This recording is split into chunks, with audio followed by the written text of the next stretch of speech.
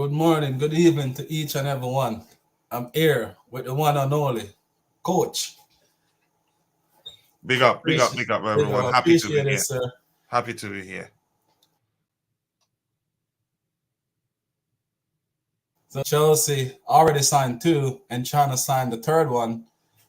So right now we're gonna go through a little video, a little clip to see what's the difference of these three players. Because for me, they look a little bit similar. Oh, what's going on right here? Let me see. Open You're using a single window? Yeah. Yeah, that will always be an issue.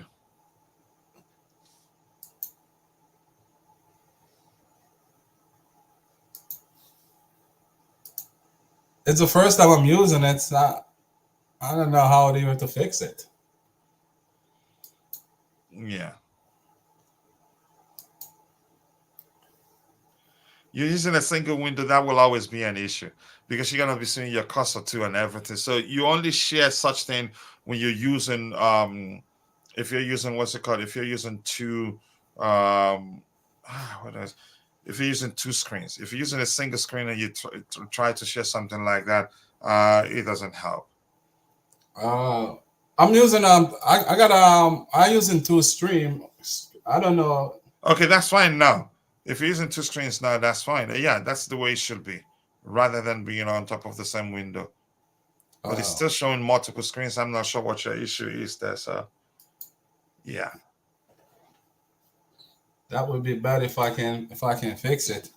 we can just have a conversation. Oh, might yeah. Yeah, you don't want to be trying that on live show. You know what I'm saying? Yeah. So what do you think about? You hear me? You broke up there, but let's hear you. Oh yeah. What do you think about the game yesterday? For me, if you watched the Blue Morning Show, I said the first half actually wasn't as bad as a lot of people, you could say, make it out to be. I think we had a good half, but the only thing we didn't do was take our chances. If you paid attention during the game, we had at least three clear-cut chances during the first half. One, the miss by Cole Palmer, and of course, he's a human being. Yep. Given how good he's been for us, you think that would be an easy piece for him, but he missed it. But good thing he's not the sort of player that his confidence would take a hit after missing such a chance. Broya, I think, missed one. No, what's Enzo Fernandez missed one. I can't quite remember the other one. And had we taken our chances, had we put away those chances, the truth would be nobody would be saying we had a bad half. But the fact that we didn't score the goals, that put away the chances we had, it was easy to conclude, yeah, that was an awful half. I think we started the game well. The first 10, 15 minutes, we started with good intensity, played well, and they didn't come to play at the bridge. They came to play too. They didn't come to play around. They came to win. But in the second half, we scored goals. That was why you could say it's easy for people to say, yeah, we had a better second half. But of course we did because we scored goals. For me, it was a big win. It was a good win in so many sense. That's because we've struggled against non-big boy teams. So for me, we've also struggled with the so-called Charity FC issue. And we did beat them, and we beat them convincingly. So for me, it was a big win, an important win, for lack of a better language, or however you want to say it. Yeah, that's it for me. Yeah. Yeah, because for me, I think we as Chelsea fans, JC saying big up. Yeah, big up to C is in the chat. You can highlight his comment. Yes, sir. So for me, I think we as Chelsea fans, we don't patient anymore. Because we're used to the dominant. So I guess we started getting impatient. But I think that every team that's gonna come to the bridge, they're gonna know that we've been struggling recently. So every team is gonna come to play, and think they can get a points from us. So I think that for us to really sit and play the game, control the game from in the first half, and then go for it in the second half was a smart move from the coach.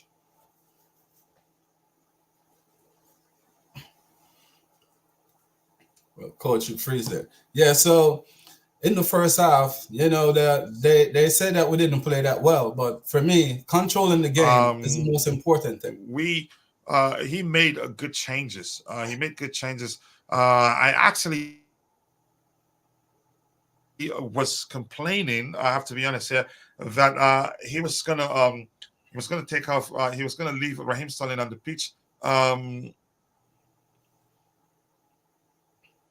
okay, I think my internet connection is stable, so I'm not sure where the issue is coming from. The signal is green as live, so I'm not sure. So he made changes. I was actually uh, complaining that he leave Raheem Sterling and Mudrik, and he did the opposite actually, and he did it and he worked. For me, at first I was thinking that was that was a mistake, and then it took me time to realize that the game wasn't really meant for Mihailo Mudrik to. Uh-huh. Coach was saying something about Modric right there. We'll wait until Coach get back, but yeah, I think in the first half, JC, yeah, that's the only thing we can do. We have to take control of the game because it's not like we're um we're beating up all these small teams and we get them in the League Cup. So for us, it's always to control the game. You don't want something like what happened with Wimbledon happen again. So for me, the main thing was to always control the game and see it out. If we nick it in the first half, that will be fine. But for us, it's always to control the game and then go for it. When they think that they start to get comfortable in the game, that's when we can get them to be open up. Because for me, that's how you play a team with low blocks. You have to give them the confidence that they think they can nick something, and just try your best to make sure you don't concede and then go for it. Because when you play against low blocks, they're gonna always defend and they're gonna always try to hit you on the counter attack. So if you invite them inside your half and then you can hit them on the counter attack, that's fine because that's what Chelsea did. If you notice in the first half, most of the ball was playing in our half.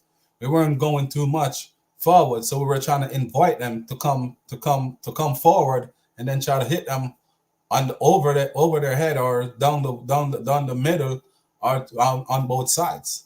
So I think that was a really small move from the coach right there, to be quite honest. I'm not gonna criticize that victory because for me, a win's a win. I don't want to see us lose any more games, to be quite honest. A ugly win is always a win. Yeah, I'm not sure whether the issue was from my end. My connection, the signal looks as green as life, so I'm not sure. Did you ask me a question? Apologies. Oh yes, I was talking about the tactics of the coach because a lot of people were saying that Chelsea wasn't playing no form of because I watch ESPN, the game Yeah. on ESPN, and they were saying that they didn't like the way how we set up the team and the team wasn't progressive enough. But for me, Chelsea struggled against low blocks. So what I was saying is I like the way how he was playing the ball in our half to pull them forward because he noticed we weren't playing too much from the back. We're either going over the head or going down the wings to try to draw them to us. Mhm. And I think that was a smart move from him. Yeah, I think yes. Then we Ty said that during the Blue Morning Show. When we lose games, we blame the manager a lot. But when we win games, we tend to brush it off and say, "Nah, it's nothing." It was we want due to individual plays. He made the right changes, and it changed the game, especially overlapping runs from the fullbacks helped. In my opinion, I think you're very correct. I wouldn't say we started the game defensively. And JC is saying, Gavin, but I still didn't like our setup. We were too stretched over the field. We were not operating in blocks as a team. I think I agree with this comment, really. And that's correct. And that's down to the fact we've been chopping and changing our teams. we haven't had an 11 start consistently for a period of game after game after game. It is you see a starting 11 in this particular game, and then in the next game you see him make a few changes here and there. That can be issue. You could argue that's actually one of the main reasons why we haven't been able to play as a unit. But I'll take the win. For me, I will keep saying it. It was a big win for me. Yeah. And given the fact that, as you mentioned, we've struggled against low blocks. Yeah, and for me, the main thing is it's about Wednesday. For me, the biggest point was about Wednesday, and then if you notice, and Cuckoo, they say Is it's it out Wednesday probably or now for Tuesday? 3 weeks. Huh? Tuesday. Sorry, Tuesday. Yeah, because So, I think Bobby said Wednesday too. But go ahead. yeah. So I think Liverpool play on Wednesday because I was just going over it and I just thought, but Nkunku could probably out for the next 3 weeks again. So for me, there's no way we can look into taking a risk. So for me, I think he was trying to save the energy and then try to go for it. Because if you notice, once we go 3-0 up, he started bringing some of the youngsters. Mm-hmm. So I think that was a tactical masterclass for his part, but for us as fans, we don't see it that way. Yeah, I'd say let's give him credit. I'd say he did well. It was a masterclass for him, and he reacted on time. In the previous games, we've been complaining that he takes too much time to react to situations in game, but it was just perfect, spot on. People wanted Raheem Sterling taken off. He stayed on, and he got us a goal. Yeah, and Thiago Silva came in and got us a goal too. So to me, and Noni Madueke could have gotten one too. He was just unlucky. To me, I think he was a masterclass from him. Let's give him credit. And I know JC likes to be objective. And during the Blue Money show, he agreed that it was actually, yeah, he did well. So that earns him some credit in terms of his Chelsea future. But go ahead. Thank you, bro, for that question. Yeah, and this one here was talking about we're not passing well. Honestly, I see that from the last couple of weeks where Disasi, when he's trying to pass out from the back, he's 99% of the time he give it away. So I think that's why Pochettino, if you notice the last, I think 3 games now, instead of we start to pass out from the back, we kind of start passing 1 or 2 from the back, and then the rest we start to go long, because I don't think that we're that good passing from the back. I think that's why we always been linking now with defenders. And if you notice the type of defender we're linking with is defenders that can use the ball. So what do you think about that, Coach? Here's what I think about that. A month ago or so, one of our biggest complaints, especially from Constantine Dante, just I don't know if you know him, is that we should stop trying to play out from the back, especially when we had Petrovic between the sticks. We should stop playing out from the back. We should reduce how many times we go back to the goalkeeper or we try to play out from the back. And that's because we're not a unit yet. We're not a unit. And because we've had injuries, we haven't had a particular set of players play consistently for a few games, actually. It's been chopping and changing due to injuries. That hasn't helped. Yes, it's a good observation from JC. We're not a unit. We don't even press as a unit. We don't press as a unit, and that will come with time because Pochettino's teams are known to press and press very well with high intensity, with a great intensity as a unit. But we're not there yet. He's working with an entirely new squad, and to be honest, I agree that we just hoof it forward on occasions, and you can argue that's the reason why we haven't conceded too many goals. Because when we last month or 2 months ago, when we were hell bent on playing out from the back, we considered too many goals from errors, or could have considered more. We were lucky enough to consider at least 5 goals from the errors made by the goalkeeper or the defenders. So let's do it less until we start playing as a unit. Then we can, play out from the back, and then nobody will have a heart attack when we do that. So it has worked, really, in my opinion.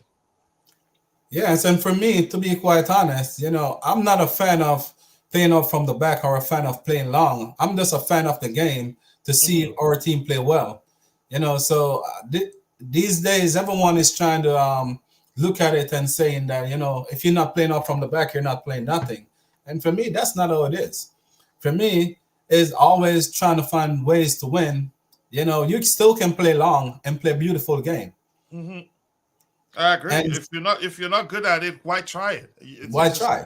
yeah, you're just committing suicide, in my opinion. But go ahead, brother. Yeah, and that's what been happening to us. Even when Sanchez was in the goal, if you notice, like there's some times that if you're not strong, you got a heart attack because sometimes the ball is so close to the opponent, like you have to like hold your breath, you know, and really wondering if that's gonna be in the back of the net. So for me, we lose a lot of points, even against Arsenal, you know, where we're trying to play out from the back and get caught. So for me, I got no problem with it, no issue at all. Yeah. Yeah, we still have a long way to go to start playing as a unit. I get it. We're making progress, but we're not there yet. We still see disjointed displays here and there. On occasions, you see mistakes that lead to us conceding goals, which is down to the fact that we have an entirely new squad. Uh, yeah. And injured too, because if you notice, we buy Fafana to be Thiago Silva replacement, Hmm. and he's always out injured. So I Yeah. think everyone was saying while we're shopping for defenders, we're not sure if when he come back, if he's gonna come back the player that he used to be. We don't know what we're gonna get from him. So if they see a defender out there, you know, that can fill the slab, I will go for it. That's the one reason why I would really go for a defender because to be honest, checking what we got right now, we don't know. Yeah, You we know, don't know. none of If us we're can looking for a say. yeah, go ahead, brother. I'll let Oh, you talk. sorry. Go I ahead. want a question for you. I know it's your show, but I have an important question for you. Oh, Something I just sure. saw online. Go for it. Here's That's the why we're question, here. and just see if you're still watching. I saw something online. It was by Vince, who says that Barcelona are considering selling Andreas Christensen. Let me finish. Let me finish. Would you take him back? Since we're looking to sign a defender, and for me, before he left Chelsea, he was a guy I consider to be, you can say, the one. I did see him at the time as a perfect replacement for Thiago Silva, agent Thiago Silva, and that's because he has that intelligence too. He's good on the ball, can pick up good passes, and he's ice cold on the ball, doesn't panic. But for some reason, they don't consider him a starter at Barcelona, and now rumors are that they're considering selling him. Would you take him back? And I'm asking the same question to Ty and also JC if it's there. I want to know, honestly. I liked him, but the fact that he left us at a time where we were literally begging for him to stay, he opted to join Barcelona, even though probably we're offering him something better, in my opinion. He left us because he wanted to play for Barca and said something to the effect of, we'll always see him as an academy kid and not respect him. I think we respect him. But let me hear your opinion. I wouldn't take him. You wouldn't take him? All Christensen, right. I will not. I'm serious. That's me. Okay. No. I'm gonna go two sided right with this one, right? Uh-huh. The reason why I wouldn't take him is because of what he did and the way how he did it. Because he was a Chelsea true and true, you know, through the academy Mhm. and all of that. And the next part where I wouldn't take him when he come on to big games, most of the times is either he got a illness, and Mhm. you know that sorry did already say that he was a nervous player when it come on to big game. But if we look on the quality of player that we got that he is, to be honest, I would probably sign him. And he's Probably. probably what you can say much better. You can say more mature right now. But I've told you my reason. I will not take him. But go ahead with what you were saying. And for me is we definitely gonna need a defender, to be quite honest. I know a lot of people say we got a lot of defenders, but if you Mhm. notice, we don't. So for me, if he's in the market and he's cheaper, I would probably give him a second chance if he really want to come back. That's a if. I don't know. I think he would. I don't think he would want to come back either. If you ask me, that's It's how a I hard see it's it. a hard one to it's a hard one Yeah, to really. yeah. Even if we want him, chances are he wouldn't want to come back. Because the fans, he's gotten a lot of abuse. If you ask me, but that's just my opinion anyway. I wouldn't take him back. But go ahead. I will not. um Honestly. JC is saying right here, if we bring back Christensen and Tomare. Um, Tomare, I think, linked with Arsenal yesterday. I don't know how true that is, but he linked with Arsenal yesterday. I didn't hear that. Yeah. I don't think Tomori is actually. um, no, I think we can do better than Tomori. I don't want to disrespect him. I like him. He's a good ball playing defender, but Tomori, I've followed him even at AC Milan. He's prone to high profile errors. And He has that in him. It happens and every now and then.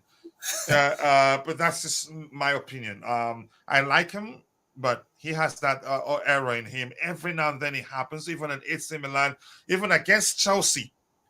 For AC Milan, he made one mistake too. So I wouldn't take him, honestly. the reason why I wouldn't take back Tomori, for me, he got this part in his game where most of the times he makes some silly fouls to get some silly red Yeah. cards.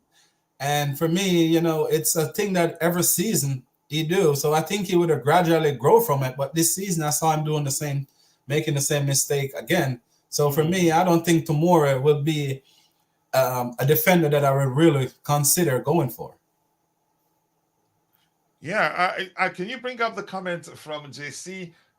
Just go ahead as you want. It's your show. But No, no, no, you're fine. I'm going. I'm I'm bringing them so, up one by one. Ty has something nice to say too there. But let's take the comments one by one. Up to you. But Okay, yeah. the one that I'm interested in is always say, Coach, these two are perfect for high line attacking games, Coach. Tomori has the pace. Yeah, he has pace. I agree. But I have other concerns. For instance, the fact that he's error prone. I'm not making this up. If you know him, you know he has it in him. Every now and then, especially in big games, he comes up with one error like this, boom, and that's it. And Christensen has his own issue. As good as he was, and as much as I liked him at the time, uh, there's something you said actually. I think he just comes across as if he fears big games. But from the Champions League final when he came on for Thiago Silva, I started respecting him even more. I think, if anything, I would take Christensen over Tomori. I don't think we need him, but I agree with the argument that Tomori is well suited for a high press, a high line, a high back line. He has the pace, in my opinion, but I think we can do better than him. Because for me, Coach, I know your takes on Thiago Silva, and I think I got the same too. But what do you think about giving Thiago Silva a new contract? Uh, it depends. I'm not too sure what I think. I'm not too sure what I think the club should do. Here's the thing. I just want us to keep him. He doesn't have to be playing. We can keep him as our defensive coach. But I'm going to tell you something. If you follow the careers of you can say high-profile South American players, especially Brazilians, they like to end their career in their country. And I've Yeah, heard something to the effect of him being interested in doing the same thing. But I'd say if we can keep him, let's keep him. That's because he doesn't have to be playing to, you can say, to wield, for lack of a better language, wield a positive influence on the team. He has the pedigree. He has won it all. There's nothing he hasn't won. When he speaks, even the manager will listen. So I remember we've had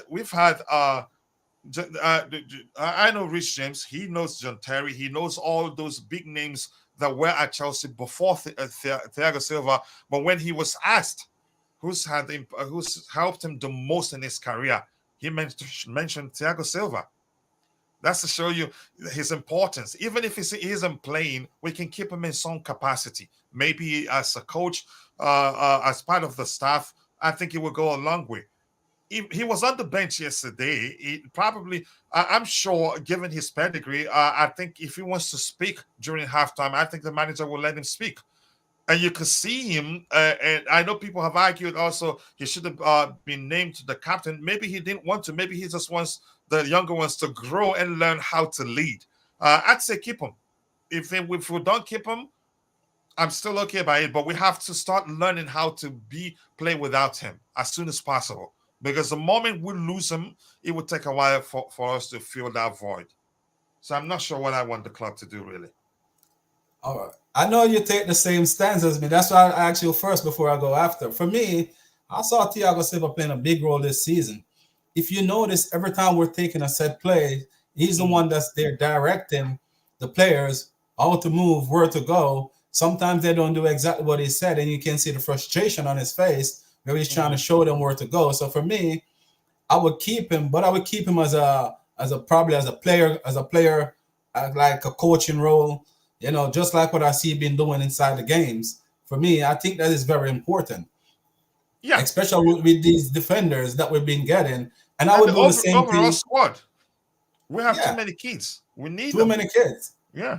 And for me, I would do the same thing what I'm doing right now. You notice, like in the games, when we take the lead, Pochettino bring him on to close the game out, with his leadership to help guide the team through.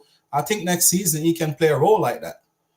I'm not saying that we have to, but for me, I think that's very important to have a solid head inside that dressing room. And Thiago Silva is that type of player. He is. He has the pedigree to back it up. Like I said, if he speaks, even the manager will listen.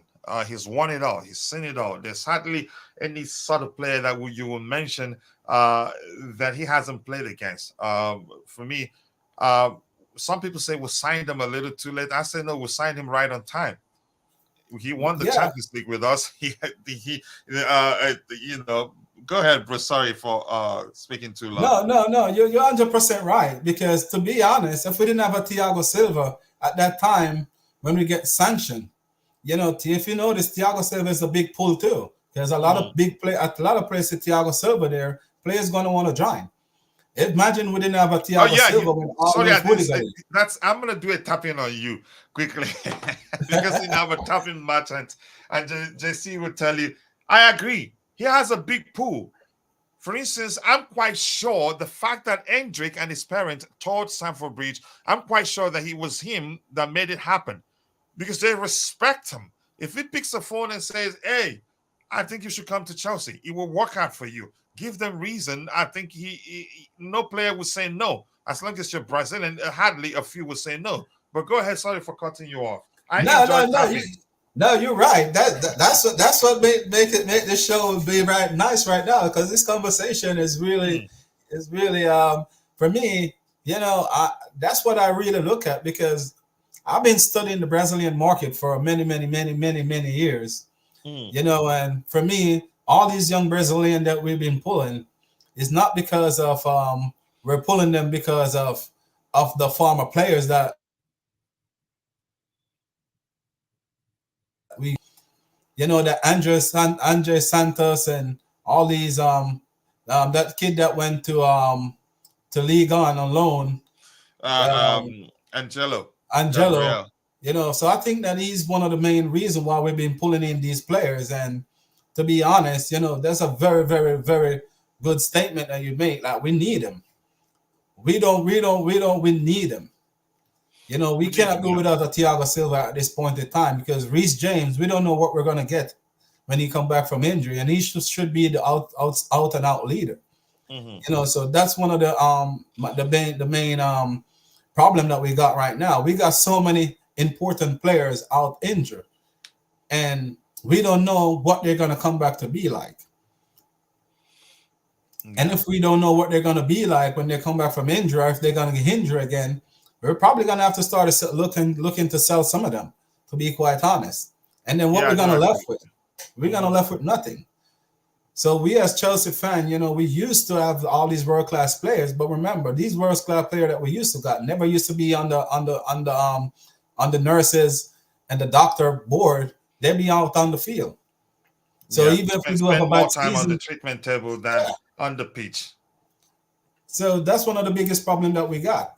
And we need to at least, wait and see what we're going to get, especially in preseason and when the season started, and then see, because if you know this Brazilian player, sometimes they play till they're 42 over there, 43, 44 years old. Zé Roberto played till he's almost 48. Yeah, because it's always about skill, not power. They play conservatively, for lack of a better language. They don't Yeah. use up too much energy when they play, and they take good care of themselves because it's their Look on body is their Cristiano workshop. Ronaldo. Yeah, Look on exactly. Pepe from the former Real Madrid player and Portugal player Pepe. He's Hmm. almost 45 and he's still going. So these are some of the things that we need to look at. I know that a lot of people have been saying that Thiago Silva need to go, but honestly, if he go, who we got? We It's have to not ask that easy. ourselves that If question we too. lose him now, we're in trouble. It has to be a gradual process. We have now to the end of the season to learn to play without him.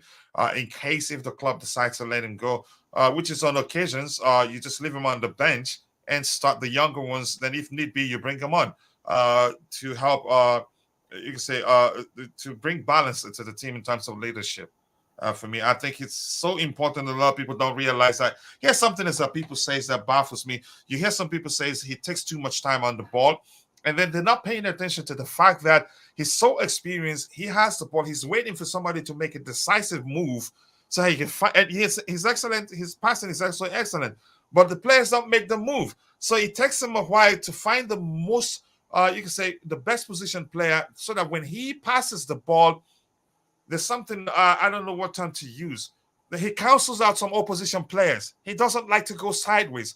Going sideways and backwards is the easiest. So he dwells on the ball a bit to arch the other.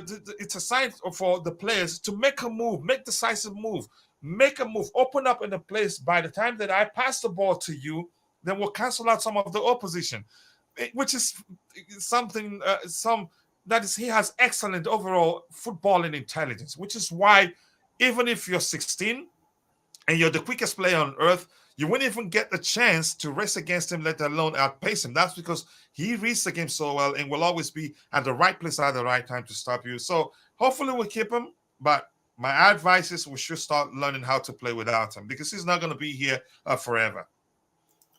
And what you said, I'm gonna tap in on it a little bit. Mm, If we watch the game real good, notice when Thiago Silva look up, he's like a quarterback. Notice when he hit those ball over the top, our player mm, always goes straight through, one on one with the goalkeeper. Most of the time they don't make use of it because it seems like they're not ready for it.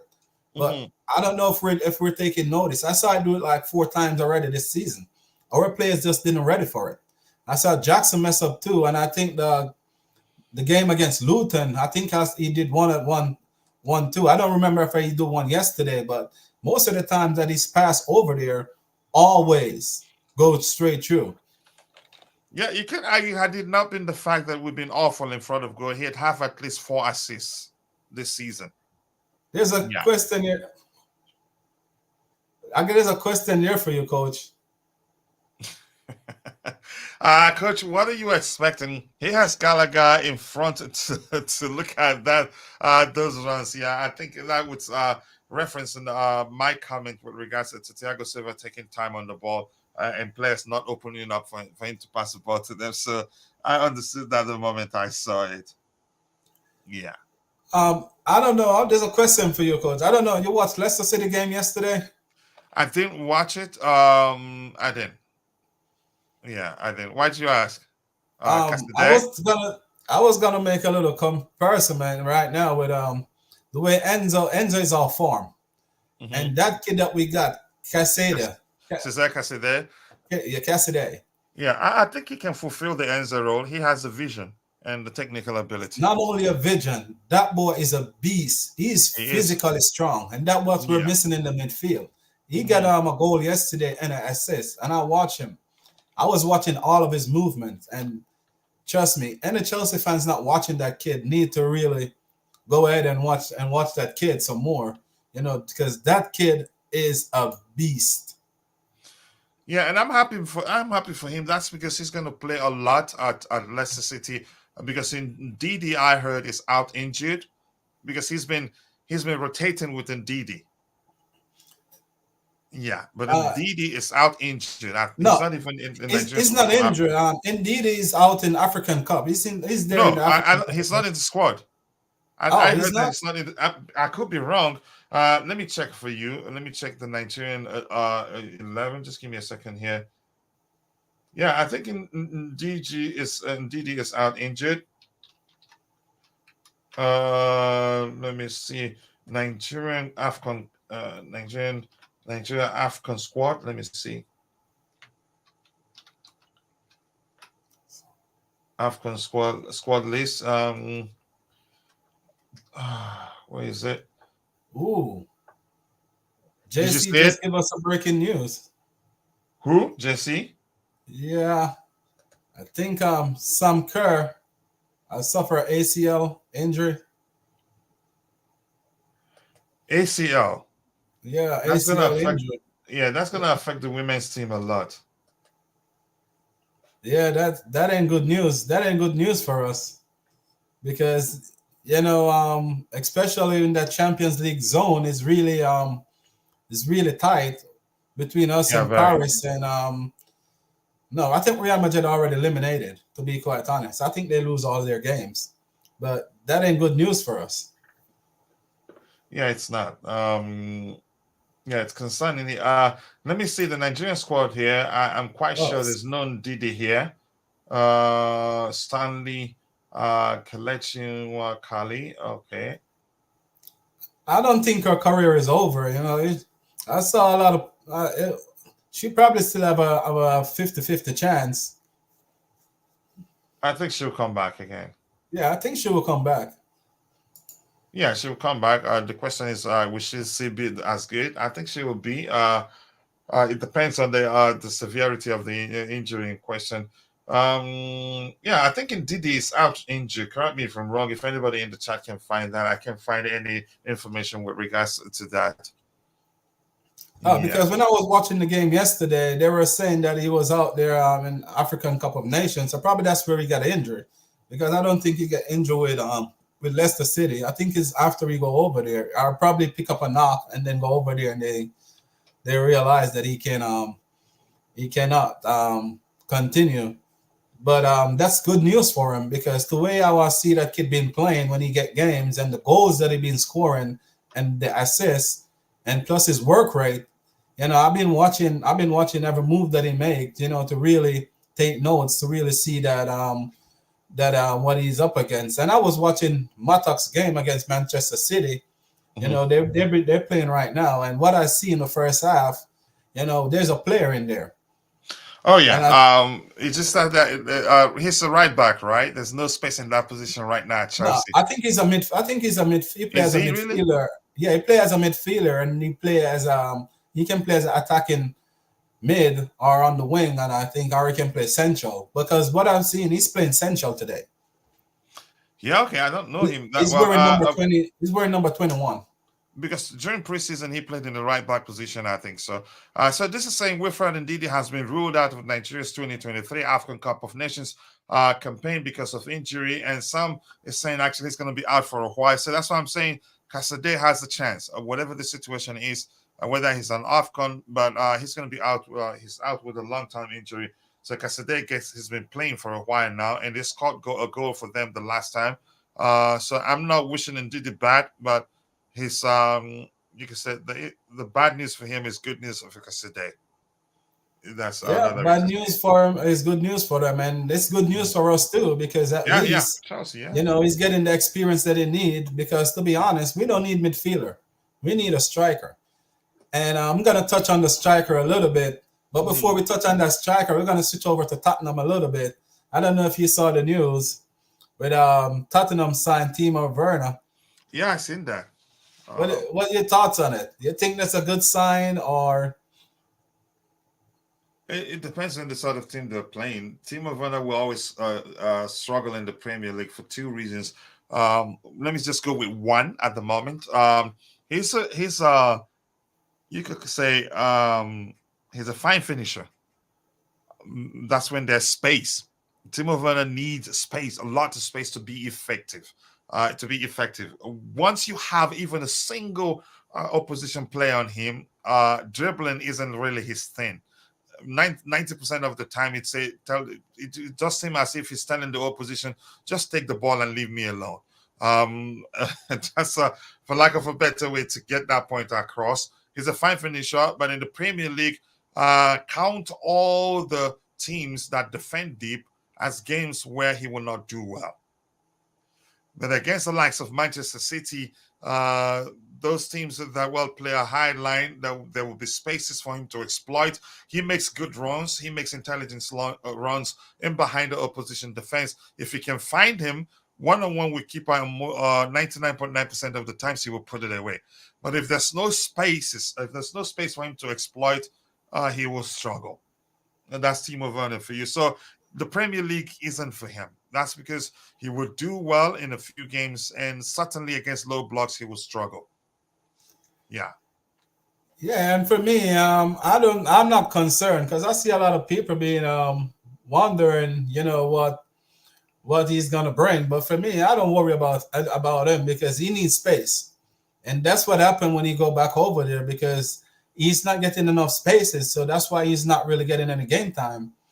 Because when he just made the transfer from Chelsea back there, he was playing up top with Nkunku, and he was getting a lot of space. And then after that, they sort of closed down on the space, so they go for a different type of striker. They go more for a box to box and striker that can hold it up, and then he just fade away out of the team. So for me, it's nothing to really worry about with him coming to the Premier League. To be quite honest. Yeah, I think a lot of Chelsea fans that are concerned, that are not happy that he's joining Spurs, are doing so based on the rivalry between the two clubs. Yeah. Not really whether he's good or whether he's do well or not.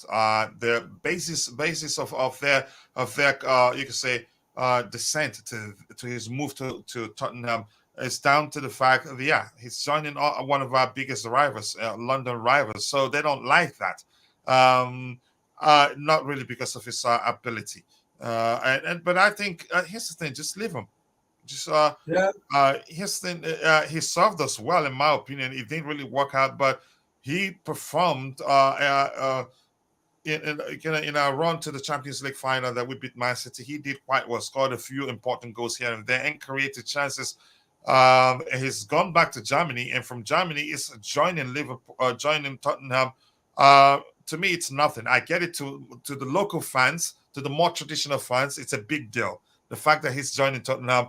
Then if anybody says that, I'm going to ask them the question. Jan from Football Therapy is asking people. Mourinho vowed never to join Tottenham. He will never join Tottenham, but he did, and nearly stayed. Had they not fired him the way they did, he could have won them a trophy. Yeah, that's true. Yeah, so for me, it's nothing. Just leave him be. If he does well, fine. After all, he's gone back to Germany before joining them. Yeah, I think he paid back all the money that we paid for him, to be honest, especially in that Champions League run. Just like with Kai Havertz, Yeah. I have nothing against him go across. He just didn't work out at Chelsea. Yeah, I'll take that. If anybody, I know it's easy to, but it's easy to discount his contribution in the Champions League final. But if you remember the sequence to that goal, started with Mendy finding Ben Chilwell, and I think it was Ben Chilwell that dropped it with one. He didn't even try to control it. He just dropped it, jabbing, passing to, I think it was Mason Mount. And look what Timo Werner did that a lot of people didn't pay attention to. A decoy run. The defense were on him. So he ran to the left-hand side, which if you're on my City side, the right-hand side, but if you're facing them, he ran to the left-hand side, and I think who was that followed him, thereby inadvertently creating space for Kai Havertz. Yeah, exactly. And it was on purpose. It was deliberate. He ran. He knew they were following him. He deliberately ran to the left, and they followed him. And he opened up the space. And he did. He's done that more than. That's the one thing I liked. Again, I liked him a lot for that at Chelsea. When he wasn't scoring, he was making decoy runs, and he helped us quite a lot. When he was on the flanks, he was putting in good crosses into the box that led to us scoring goals. So, but I'd say just leave the guy alone. Let him enjoy his time at sports. In my opinion. Yeah, I don't want to see nobody boom when he come to the bridge. Appreciate what he have done for us because we got a lot of great players. Look at Ashley Cole. Ashley Cole leave Arsenal and come at Chelsea and come and win almost everything there. And It's gonna happen like that, especially in the games in the game now, because nobody can say that you're gonna have a player that gonna only play for one team. Like Steven Gerrard or Totti from Roma. Those days are kind of over. So we're not gonna really see that anymore because a lot of players don't got loyalty for one club anymore. As long as they see it's not going their way, they're gonna always look a way out. I'm going to And say this: to heck with loyalty. It's business. it's all about the business now. Yeah, it's just that the difference is that it's business for the players as much as it's business for the owners. It's just that it's you can say it's a should I call it a vocation? It's a type of business where people's emotions are attached to it. For lack of a better way to put that across, I don't think we have the right to dictate what club a player that has left us joins. I don't think Yeah, so, but it's a fan thing. It's a culture to me that doesn't really make sense. When here's the thing, it's up to the club when we have the right, when the player is still within our ranks, and it's up to us to decide whether to sell the player to a certain club or not. That's when the fans should have a say to say, no, please don't sell him to our opponent, to our rivals. But once the player leaves, you will have no right to dictate what club they join. It's up to them to say, you know what, because of my love for Chelsea, I'm not going to join another London club. But if they do otherwise, respect that. It's business. He has to put food on the table for his family. And probably the club in question is paying him more. That's my opinion. and if we look at it this way too, a lot of these teams in Italy and Germany, most of these players they can't even pay most of these player wages, or they can Yeah. even, or they can play, they can pay for their transfer. So we're gonna have to sell for a rival. If a player not working at Chelsea, we're gonna have to sell to rival if we want to get a good package, so we can go buy someone better who can fit our Mm-hmm. system. Mm-hmm. Because this is where the money is. The money is right there in the Premier League. So without look at all these players that we sell to AC Milan. Check what we get for those players that we sell for AC Milan, plus that one splash that we get from Arsenal for Kai Havertz. So we have to look at it that way too, Yeah, we because have if to. we did sell And I don't know Pulisic, why do we have just two likes here? Come on, man. I and Gavin, we're here speaking and come on, talking football here. We have just two likes. Maybe you're seeing more in the back end. I don't know. We should be doing better than that, people. yeah, I And we only not see ashamed two. of ourselves.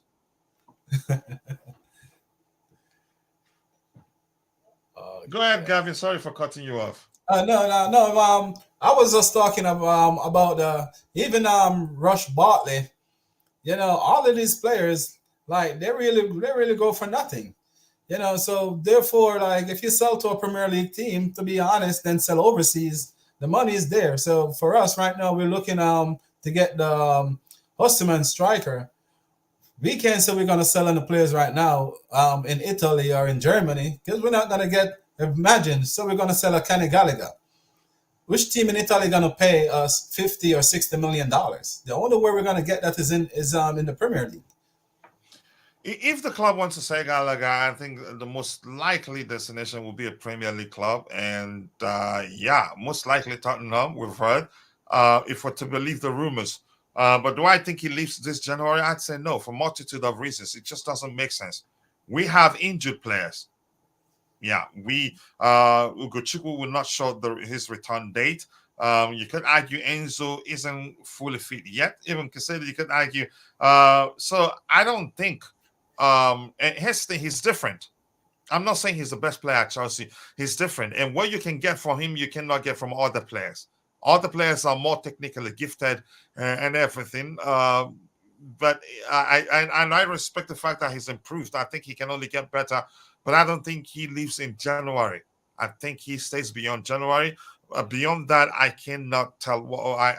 I'm not too sure what will happen. But because right now the manager has severally preached about how important he is to him, how he's come through the academy, how committed he is to the project and everything like that.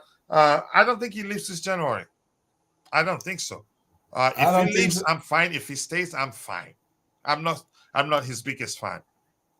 I've been saying that I don't think he's gonna leave anyway. They're gonna give him at least up to the summer. But the media, they're gonna always have to find something to say about Chelsea.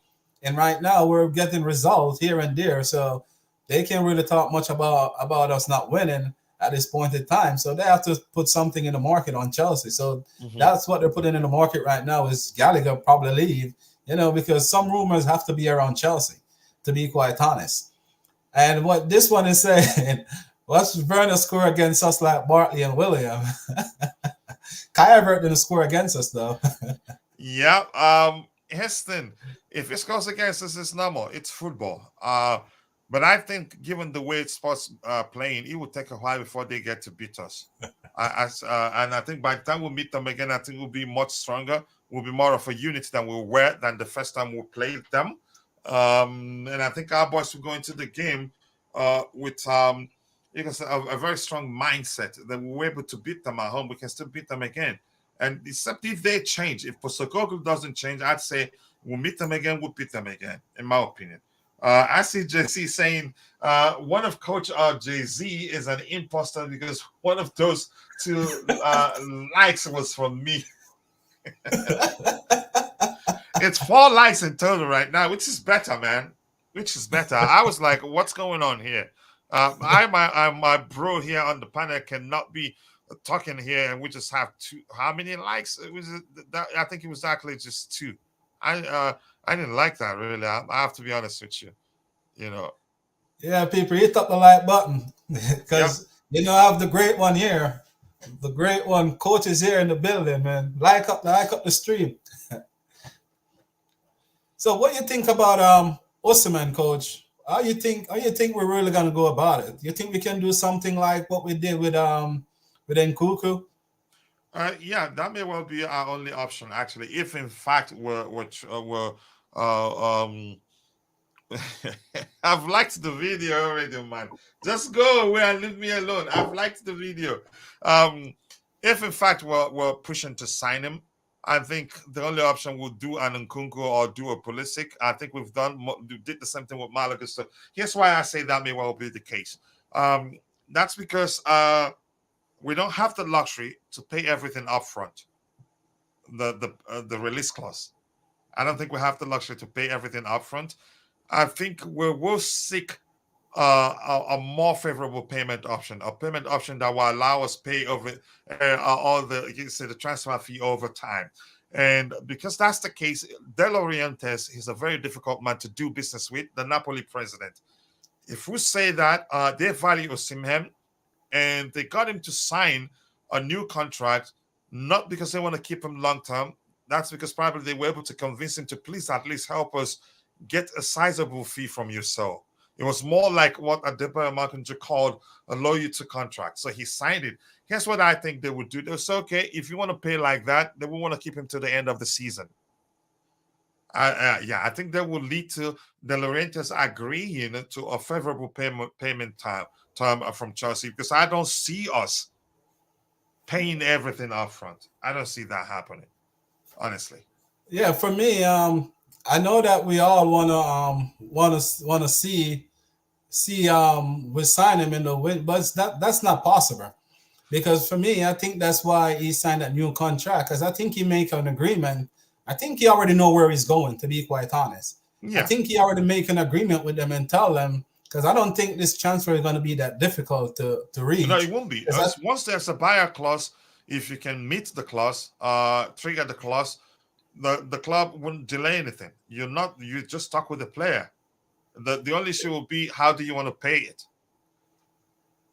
and I think they already I think for me they already made that bargain and everything. I think they already talk about it, and know that he's really gonna go and what they're gonna have to do. I just think that's why the new contract is there. To be quite honest, it's just to make sure that Napoli gets something. Yeah, so like Because it's of something respect. sizable. Yeah, yeah, because he's just shown respect because of what he achieved there, and what really is really because the people they love him. To be quite honest, if you listen to his interview, and I think he's just trying to pay back. That mean when he go back there, if he even go back there to live in the future, like people will still look up to him as though they look up, not like Maradona, but they look up to their former greats. So I think he's already through the door. I don't think Napoli already know that. It's Yeah, just if we're gonna get him. That's yeah. just the thing. Just 1 second. Go ahead. Yeah, so I don't know if we're gonna be able to pull it off. Hopefully he come to us. That's the only thing that we're not sure of right now is where he's gonna go. If it's really Nobody's sure. Chelsea, no one is sure. But I think he already know that he's already through the door. I think Napoli already accept that part too, to be quite honest. Hmm. Nobody's sure, and you can say it is that hot of a topic that a lot of people are using it for clickbait. Some are actually saying we've already signed a pre-contract with them, and that that is left is just for him, for us, for it to come out. I'm not sure. You want me to read this? Or are you reading it? Oh yeah, yeah, you can go for it. Okay, a Because question for the panel. Will Gallagher turn down Spurs? Uh, is it purely business for the parties involved? Which of the parties are Chelsea and him? Here's the thing. Um, Gallagher's situation is complicated. I'm going to say that again. I've explained why I don't think he leaves. It wouldn't make sense right now. Before Pochettino agrees for the club to sell him, and I'm quite sure Pochettino himself probably feels like he can do better than Gallagher, but you have to sign him that person. He has to see that person that can do better than Gallagher before he accepts for the club to sell Gallagher. And Gallagher himself, we've heard, will reject any approach this January at least. And beyond January, the chances of him leaving increases. That's because beyond January, the only time we get a chance to sell him again will be in the summer, and by then he'd have like less than a year or so left on his contract. Yeah, but if the club senses, here's the thing, I'm just going to leave it at, I don't see him leaving at this January, and I don't see him accepting any offer that comes for him to go do what? He's the captain. So on his part, I think he would want to stay. Where the issue lies right now would be if he's, you can say, if he values whatever contract offer that has been presented to him, if any at all. But at this point, we've heard that nothing has been presented to him. So probably he'd be patient. And the only thing we heard is that the two camps are talking, the club's hierarchy and Gallagher's camp. I'm just going to leave it at that. I think people are just, you can say, fighting over it for nothing. But if you take your time to look at it, you'd see that he's not leaving. We've seen from the manager's selection pattern that he's arguably the manager's most important player. He only doesn't play. He didn't start yesterday probably because the manager decided to rest him for the next game, which most definitely he starts. But that's just my opinion anyway. But I still think he stays beyond January. and then the last thing I'm gonna say about it too, because I think he's gonna pass January. To be quite honest, if they don't give him a new contract Uh-huh. offer by in the summer, then it's a possibility. But for me, at this point in time, like Lavia, we not sure if Lavia gonna come back, and because he just already injured. Gallagher consistently been there. We're not sure if Enzo gonna have to do a surgery or that injury if it's gonna reoccur because they said that injury gonna have to take surgery, and we're not sure if it's gonna reoccur or he's gonna try to force it out to the end of the season. We don't know what we're gonna get right now, so that leaves us only with Caicedo and Gallagher. So why are you gonna sell Gallagher in this January window? I don't I'm think gonna it's say, possible. yeah, I'm gonna say something as I've said before. Casado is excellent, better than Gallagher technically, at least from what we've seen. Enzo Fernandez is excellent. Is an excellent player, better than Gallagher technically. But Enzo can never be Gallagher, and Gallagher can never be Enzo. Casado can never be Gallagher, and Gallagher can never be Casado. It's as simple as that. And the manager, and even Lavia cannot be Gallagher, and Gallagher can never be Lavia. And Lavia is more technically gifted, or maybe overall a better footballer. But people aren't paying attention. Even whether hate or love Gallagher, he's the manager's most important player, given his pattern of selection. That's just my opinion. Yeah. 100% guarantee agree because I always said I did a video on Gallagher a couple months ago on my channel. Gallagher gave you what Caicedo can give you. because he gave you that Conte type, a little bit of Conte type of work rate, you know. And to be quite honest, and Caicedo will give you a little bit of flair on the ball more than what Gallagher can give. But if you put both together, it both work for each other. And Yeah, they that's the only thing I complement can each really say. other. They Yeah. complement each other. I'm going to use the language that Bobby has used before. And believe me, I think we can do better than Gallagher. But right now, we need him. Here's the thing, every team needs a Gallagher. Every team needs a Conor Gallagher for balance. Whether he sits on the bench sometimes, whether he starts, I don't care. But every team needs a Gallagher. But another thing is this: there's a better Gallagher out there, but we don't have that better Gallagher right now, so we have to make do with what we have. That's just my opinion. Yeah, and I'm gonna touch on a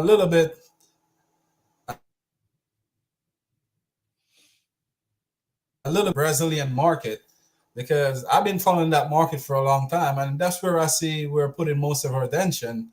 I think that probably we're looking for the next Neymar or something from Brazil or the next Thiago. What do you think about that? Are we trying to dip into that Brazilian market? Because you always find exceptional talents there. Um, I think some of them, what makes them exceptional, I could be wrong. Maybe that has changed. They used to start with what called is it futsal? Futsal.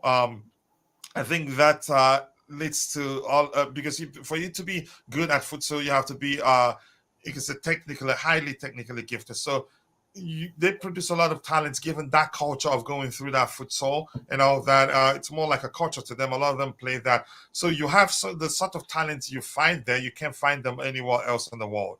Hardly. It's nothing surprising there that the focus is on the Brazilian market for emerging talents. You always find one there. You always find one exceptional talent there. There was Ronaldo. There was Kaká. There was Romario. I remember. Romario played in US '94. Um, Check every year. There's always a special talent out there. So that's why the focus will always be there. It's simple, right? Honestly, nothing surprising there, in my opinion. And for me, as a Brazilian fan and a fan of the game, because I watch even some Argentina league too. I watch everything. For Hmm. me, I don't think we should put our egg in that only that basket at this point in time. And I think that we should get Chelsea together first or get the multiple club before we really dip into that market. Hmm. Because oh yes, Barry, you can join. Go ahead. The link is in on the top. If you scroll down, you will find the link. You can join.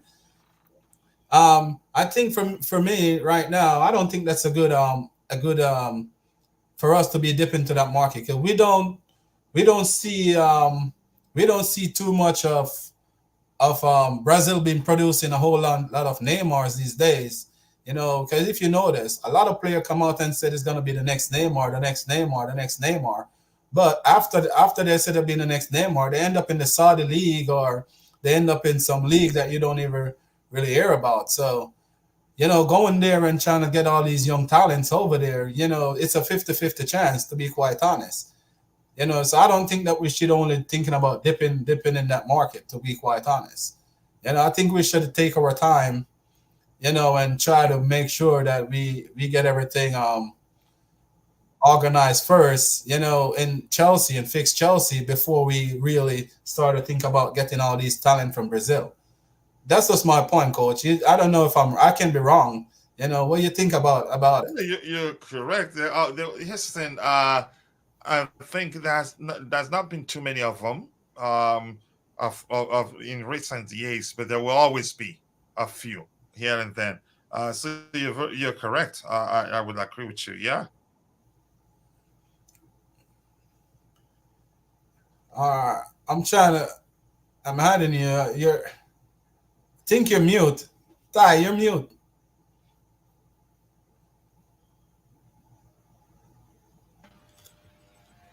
All right, there we go. Ty, Can you hear me? yeah. So we're hearing you. You can go ahead, We're hearing you.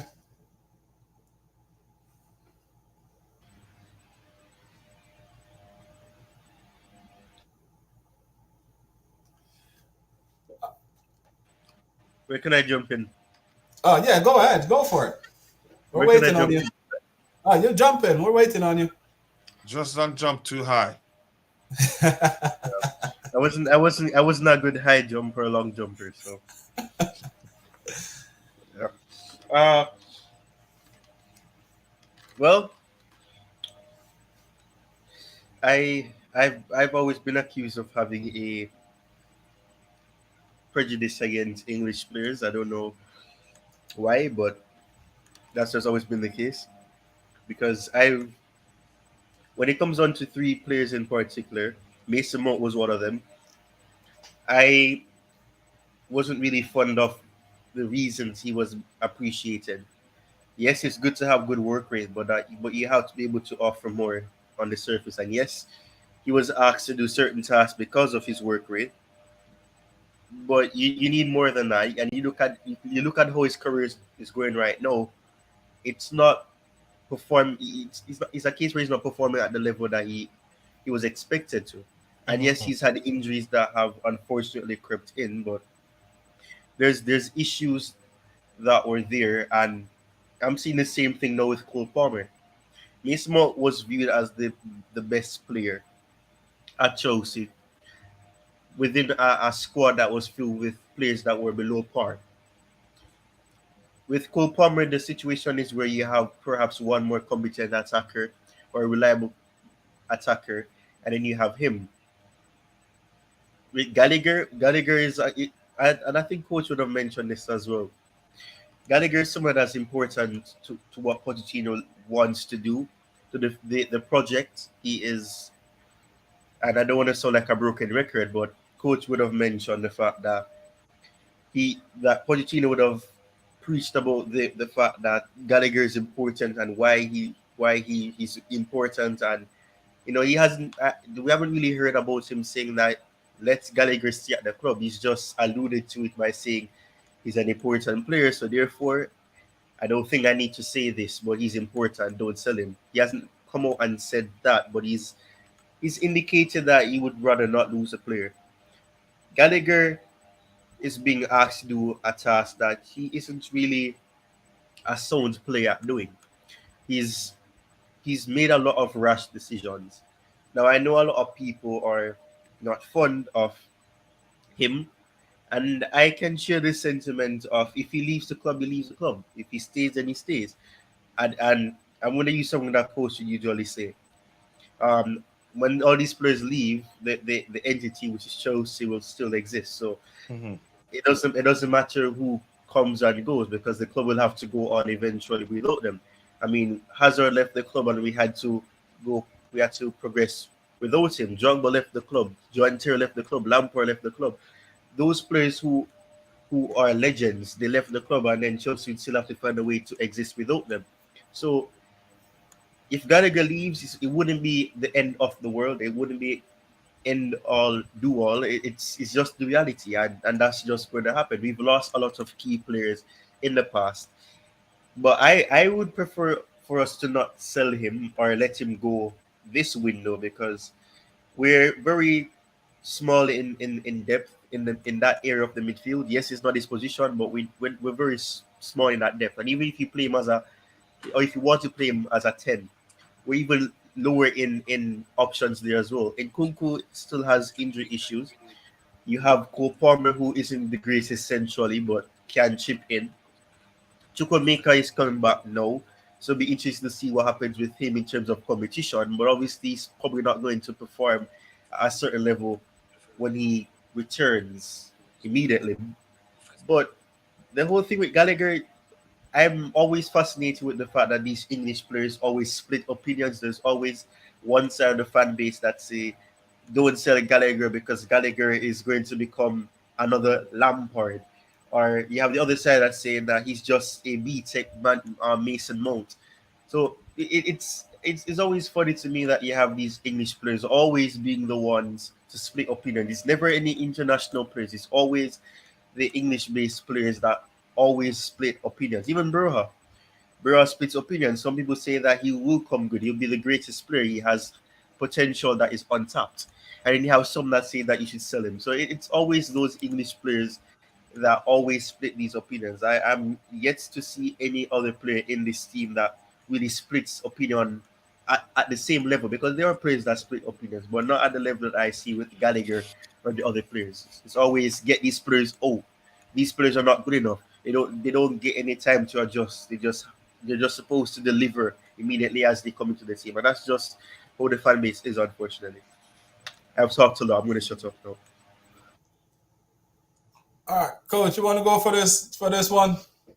Yeah, I want to be looking at the fixtures. Just give me 1 second here. I know Jerry was going to do something like that to me, Yeah, I and I've understand. Let me touch and a I've little bit while exhausted you. my coffee. But go ahead. Okay, let me touch on while you're looking on the fixtures.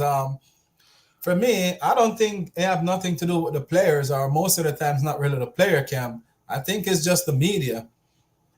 I think most of the time the media push all these narrative to split the fan base because, like, for instance, he's an English-based player, so what they're looking for, sometimes they're probably trying to probably think that the player's getting cheated unfair, or you know, are not getting as much that, because they always talk about the English tax, right? Uh-huh. So that, so they have to push their players, because at least they say the English tax, that's where it is right now. Because look at Hudson-Odoi. Remember, they were pushing Hudson-Odoi, saying it was going to be the next great thing. And I think that Hudson-Odoi take it and make some bad choices, in his career. And now he's end up at Nottingham Forest. He's even getting started over there. So I think that the media, right, it's the media that push all these players. So I don't think we can blame the players, though. Because Gallagher is innocent until he proven guilty at this point in time for me. Yeah, the upcoming fixture against Liverpool, I'm looking at it here, January 31st. I don't know whether it tells us anything with regards to how the final, if the potential final, like that is, they have to overcome Fulham first, and Fulham has a chance. They do have a chance. Uh, I don't know if it tells us anything about how the final will pan out. Going by simple logic, if we lose against them, then we'll put more efforts to win that final. But I think that final is more important to us. So going by the logic that final is more important to us. That is, if we overcome Middlesbrough and they overcome Fulham, we meet. It's more important to us because we have no chance of winning the league. We know that we're not in the Champions League. So I'm not sure whether the outcome of that Liverpool game, whether it will tell us anything or whether it will wield any measure of influence with regards to how the final pans out. That is, if we overcome Middlesbrough and they overcome Fulham. So let's just take it one by one. When we get that bridge, we'll cross it. In all honesty, you can't. It was so inconsistent. I get it with 1-3 games on the bounce, but still, that's not enough for me to say, yeah, maybe we'll turn up on that day. I'm not sure, honestly. They're going to be without Salah too. So that's an excellent point. How well would they do without him? It makes sense. January 31st. So the group stage starts soon. So if Egypt, And Japan too. Remember, they're out. They don't got Endo either. so they'll be missing two important players. But here's the thing: when you tell me a team is depleted for one reason or the other, that's when I get concerned about Chelsea. Because as much as I believe we're making progress in terms of dealing with Charity FC, I'd still say, even as I've said, the signs are good. I get concerned when we go into a game with the mindset that, yeah, they're missing player A, B, C, D, that we're going to beat them. I don't trust these kids that much. As much as I agree, they've been making progress.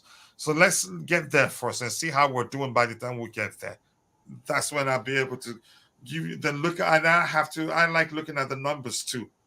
When I look at the numbers, I'll say, okay, this is the most likely outcome.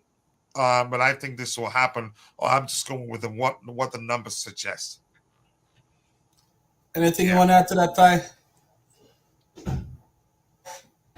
Honestly, no. Coach already said everything. I don't want to tap in on him. And the No, thing go what I ahead, want to tap add in. to it, It can be a teamwork. Tap in. yeah, the thing what I want to say Oh about man, it, I've already tapped. I came onto the pitch, and the first thing I did was tap in a shot. So I'm not gonna do that.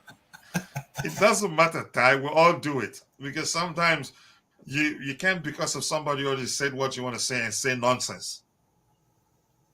Yeah. If you agree, you agree. You just elaborate. yeah, the thing what I want to say about it is, if you notice, I don't know, I watched Middlesbrough and Aston Villa game yesterday because I was watching both it and Chelsea game at the same time because they both come Mhm. on the same time. And we need to get past Middlesbrough first before we even think about getting over there to Liverpool because Middlesbrough, for me, they're physical, and that's our big problem. Our big problem is when we're up against physical team. And they bring Aston Villa to the last minute of the game. I think Aston Villa scored in the 87 minute to win that game. So let us cross that bridge first, And as what Coach that's said. a well-drilled Aston Villa. Well-drilled Aston Villa that are already playing as a unit, and we're not at that level yet. Yeah, and the game, to be honest, they get chances could have killed Aston Villa off, but they just didn't take it. But there I got some physical players, and they defend really well.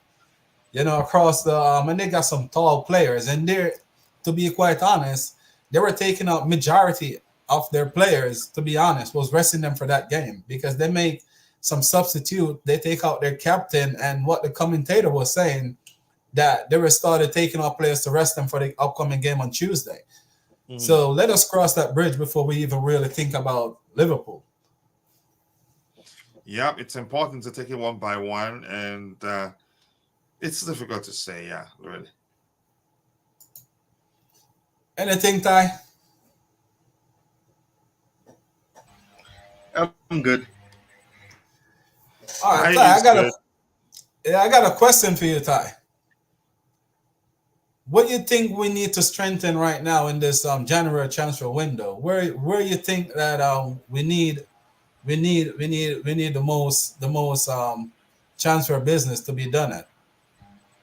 Uh I don't know how possible it would be, but I think the left back position needs strengthening, especially if Matson were to leave. I know he hasn't played in that position um this season, but I really don't think we can rely solely on Levi Cole playing as a left back because he's obviously struggled. He has had some good output, but he's not that type of player. He doesn't have the repertoire to do what's required. I mean, he can get it. It's not impossible. We've seen a lot of defenders be converted to wide defenders, so it's not impossible. But I think we need a left back, somebody that is born and bred in that position. They've been developed in that position before, and they know what the role demands. Because we've seen Cowell struggle with being attentive. He sometimes players get past him because that's not really his position. He's more of a defender, and you can see that he keeps going centrally rather than staying wide. So that gives space to the opponent's wide players. So we have to find a left back. I don't know how possible that would be in this window, but that is a position we need to strengthen in. I mean, nobody would have predicted that Chilwell would be injured and Kukurea would have been injured, two of the left backs that we have, but it happened. And I've always said you have to think like a pessimist sometimes because in these days, everybody's getting injured. Players that you don't expect to be getting injured, they get injured, and they get injured for a long time. It's not in the past where they probably out for a week or two. It becomes months, and I don't know. Football has evolved and everything, so the body gets weaker. The body gets affected easier. So I think we need to get a left back, and also I think in the attack that is something that's required. I'm I'm all for trusting in Jackson or Broha, but we need somebody that is more mature. Well, mature is probably not the right word to use. Somebody who is more experienced, somebody who understands the demands. Those persons who are not fazed by the criticism that is in the media, because I've seen both of the strikers, quote unquote strikers that we have, addressing what is being said, and I'm saying, rather than you addressing it, you speak on the pitch. Don't come out and say, oh, a lot of people are saying that the pressure is there. Like, you don't need to say that. That's unnecessary. Sometimes the best response is silence. You don't say anything, you just show it on the pitch. I don't think we have attackers who are mature enough, for what the profession requires of them.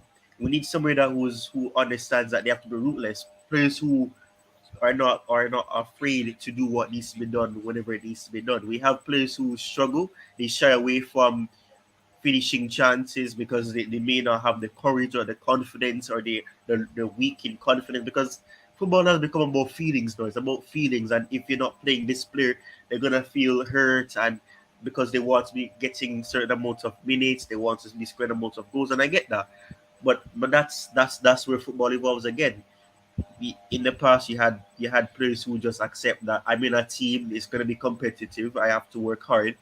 Players just believe that they're guaranteed to start. They don't need to work, because that is what they're sold. That they Yep. have potential, and they're great superstars before they've even gotten anywhere in their career. So that is the issue. Football has evolved, and I don't know. It seems like fans subscribe to the fact that we shouldn't have a good bench, or have depth on the bench, or have good players on the bench. Everybody should just be playing, and that makes no sense. So I think we need an attacker, preferably a striker, because we need someone who's going to finish the chances. Broha had two opportunities, I think, but probably more, with his head.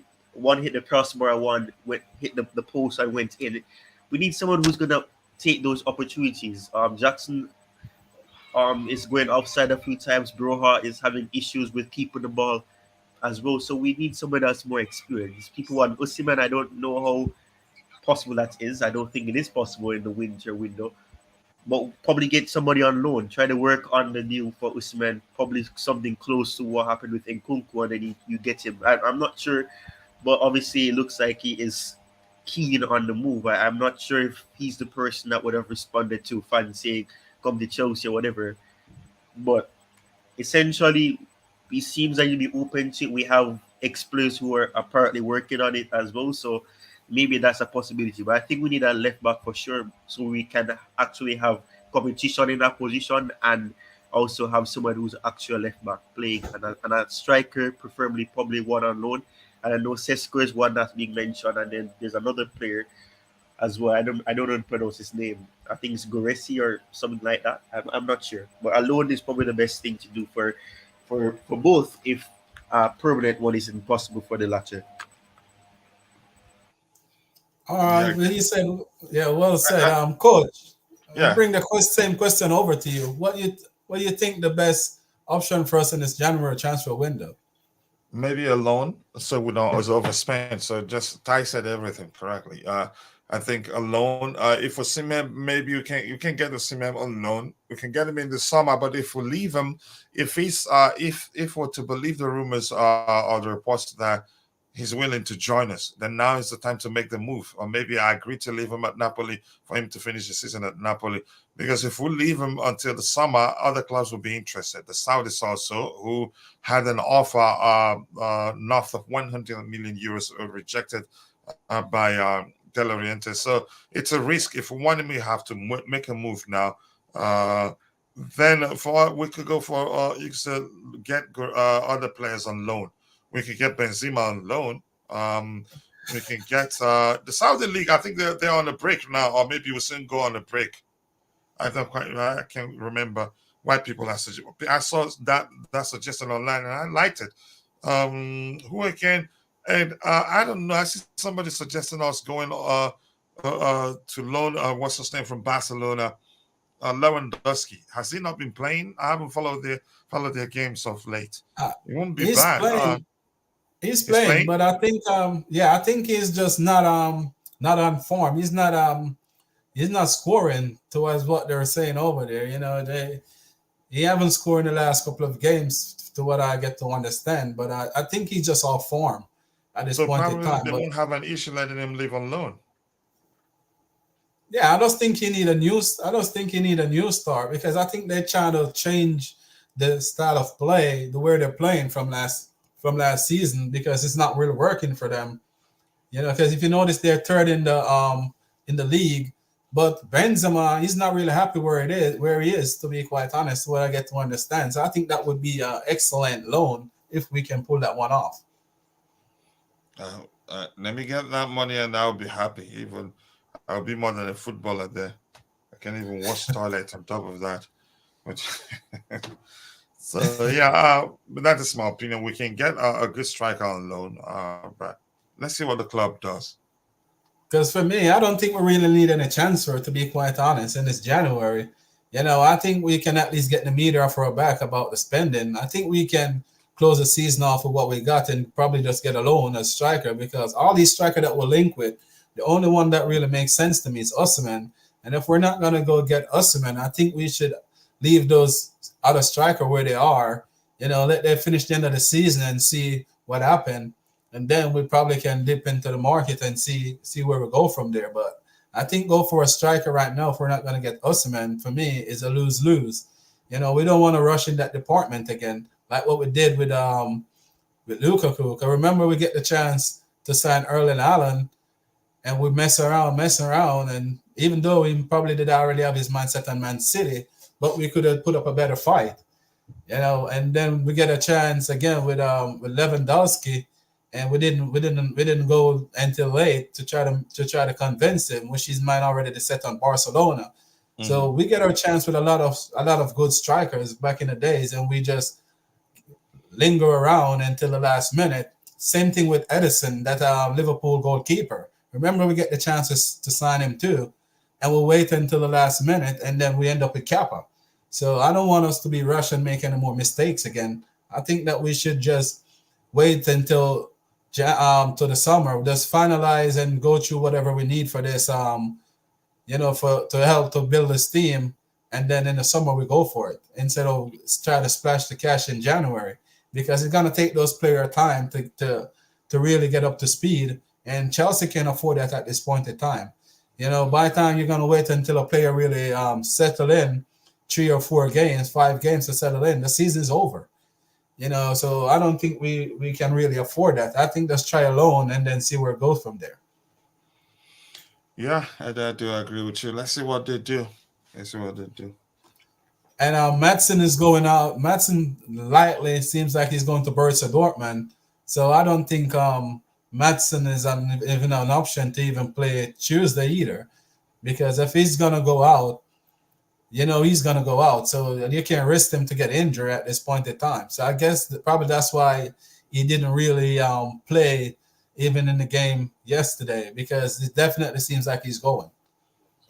Yeah, but the recent report is saying that there's no agreement in place yet. They're not even close, according to what I've heard. Yeah.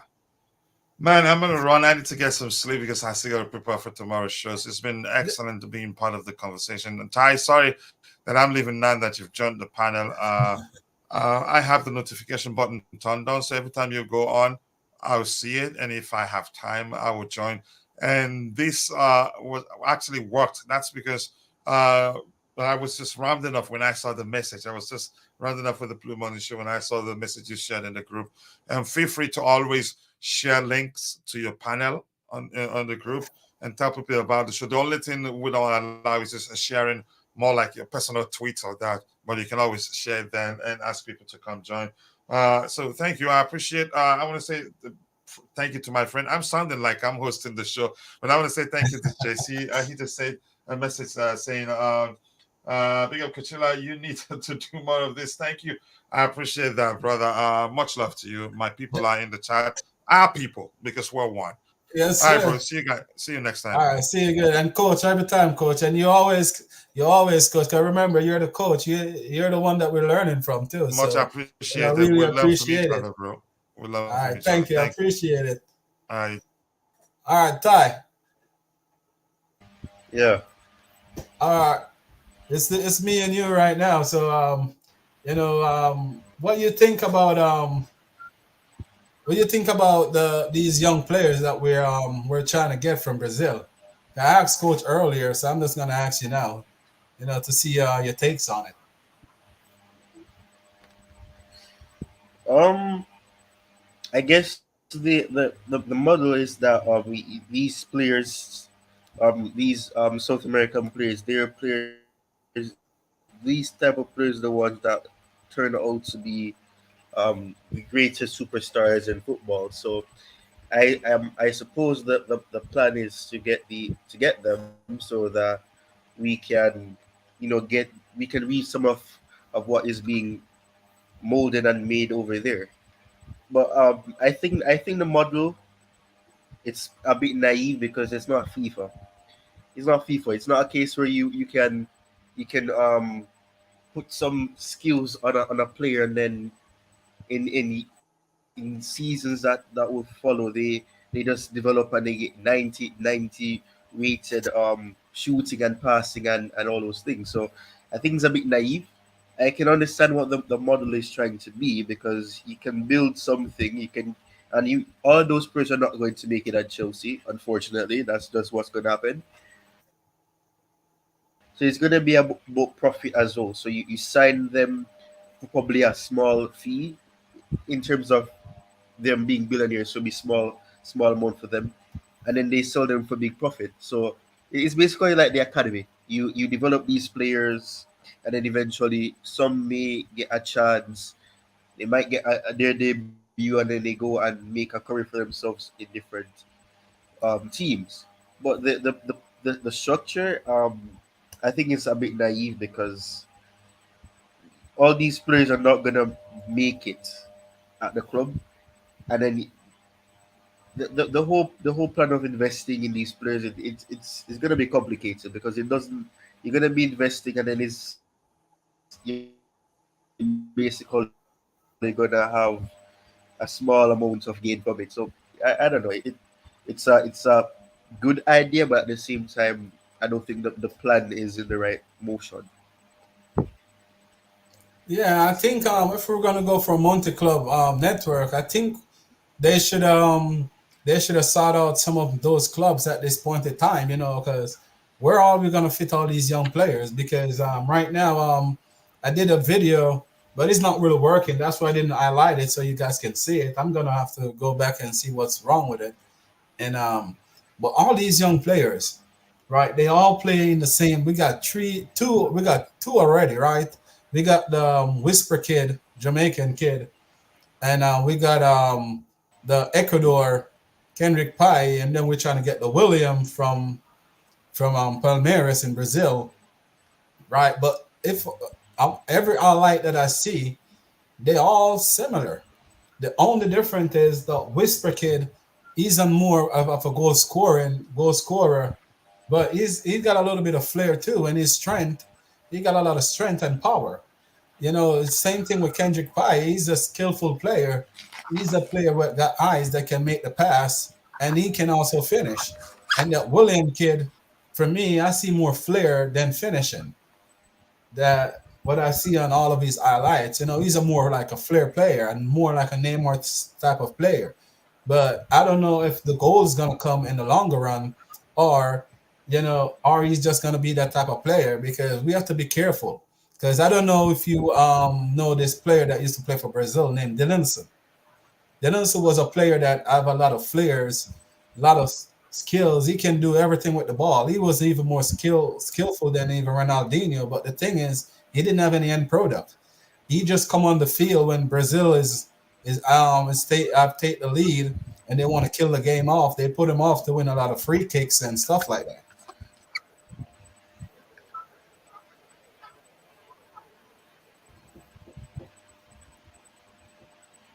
You there, Ty? All right, I'm Yeah. gonna. Okay, yeah.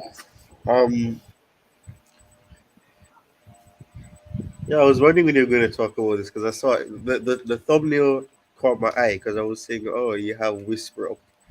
Yeah, I And do the got a funny video of thing him. is,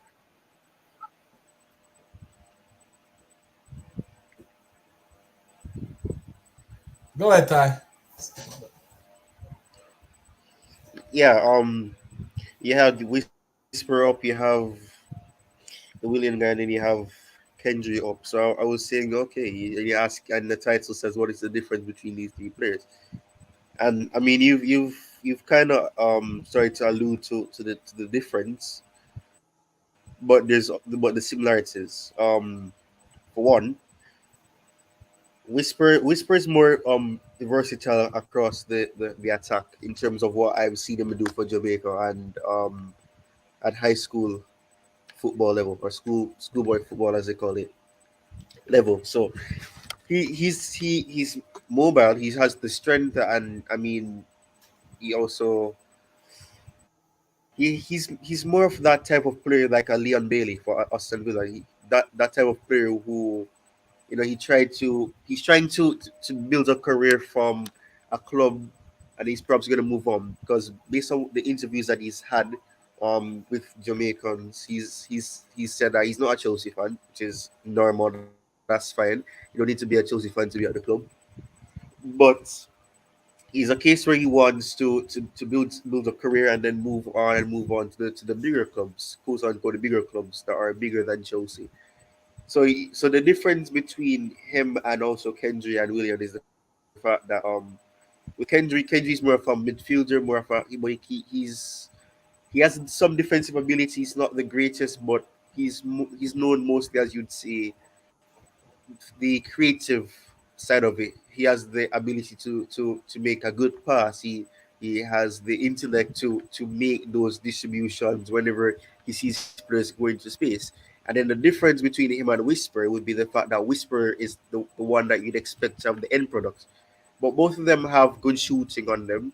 Um, Whisper knows how to shoot the ball with power. Kendrick can do that as well. I'm gonna be honest, I don't really know much about the Palmeiras guy. I'm not gonna pretend like I do.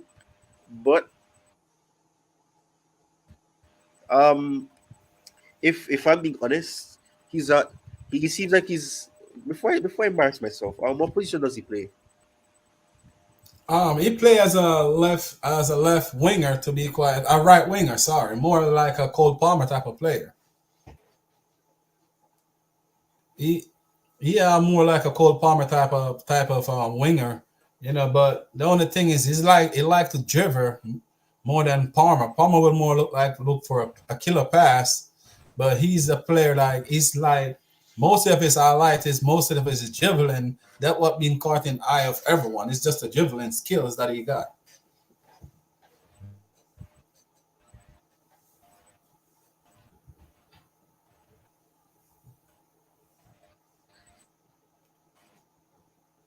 You there, Ty? Yeah. So he most likely dribble with the ball. I'm just gonna talk till Ty get back. Yeah, so he's more for me. He's more like a dribbling type of player. I don't know what's wrong with Ty. Ty seems like is disconnected us. But yeah, he's more like a dribbling type of player. So for me, you know, I would like if we get him, and I won't even upset if we don't, because for me, they're pushing the narrative of this player at this point in time.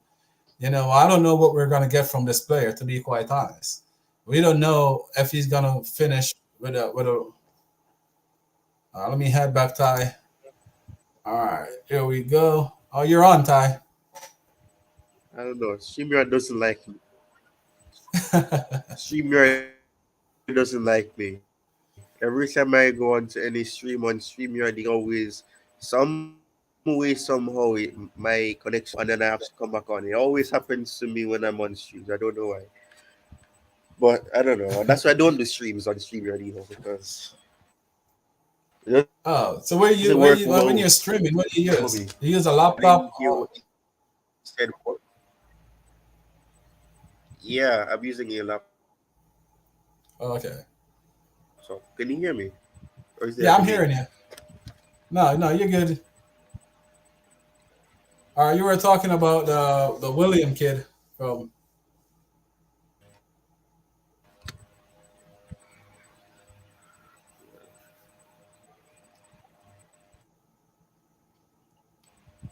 I don't know why the video is not Can you hear working. me? I'm gonna have to. Yeah, I'm hearing you loud and clear. You can go ahead, Ty. I'm hearing you.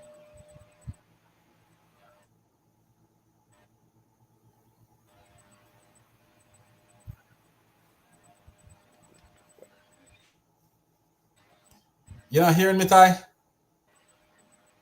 Okay, I don't think. I think there's a delay, and you're not hearing me when I'm responding onto Oh, probably a phone call. yeah, you can talk. I'm hearing you. Just you can talk. Let's go for it.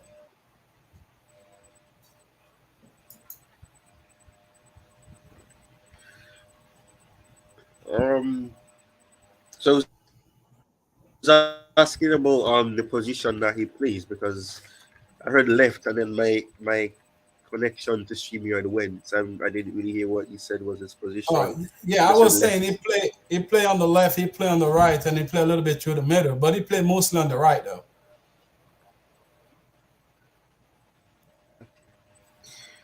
So you get the best of everything from him because you have him. So it's funny because you go up the positions with these three players.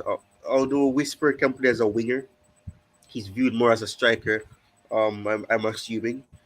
So you'd have not Palmeiras. You have Kendry who plays as a midfielder. Then you have him. You'd have Willian as the winger, and then you'd have Whisper as a striker or as a winger as well. I'm interested to see what happens with Whisper because I would have seen on Instagram that he put out the result when Chelsea won. So I'm wondering if he's going to get an opportunity soon. I don't know. He could. I'm interested to see what happens because I think his what you call it, his agent. I think he's his agent. Yeah, Mr. So Butler. I'm wondering. Yeah, so I'm wondering if he'll get his debut soon. I know he's been in training, but we haven't really seen him being involved and everything. He's legally allowed to play, because he's at that age. But um, I'm interested to see what happens, especially during this period where Jackson is going to be out, and knowing Senegal, they have a chance of winning AFCON or making it to the final. So he could be out for at least a month for Senegal and everything. So Whisper could get an opportunity. There's Washington as well. But as you would have mentioned, the difference between these players is obviously their positions, but they all have attacking mindsets. Kendry has a shot on him. Willian, I'm gonna assume, has a shot on him, and he has some Brazilian flair because these players always have a touch of flair, the Brazilian skill set, and then obviously Whisper has that fighting attitude that somehow the Jamaicans have.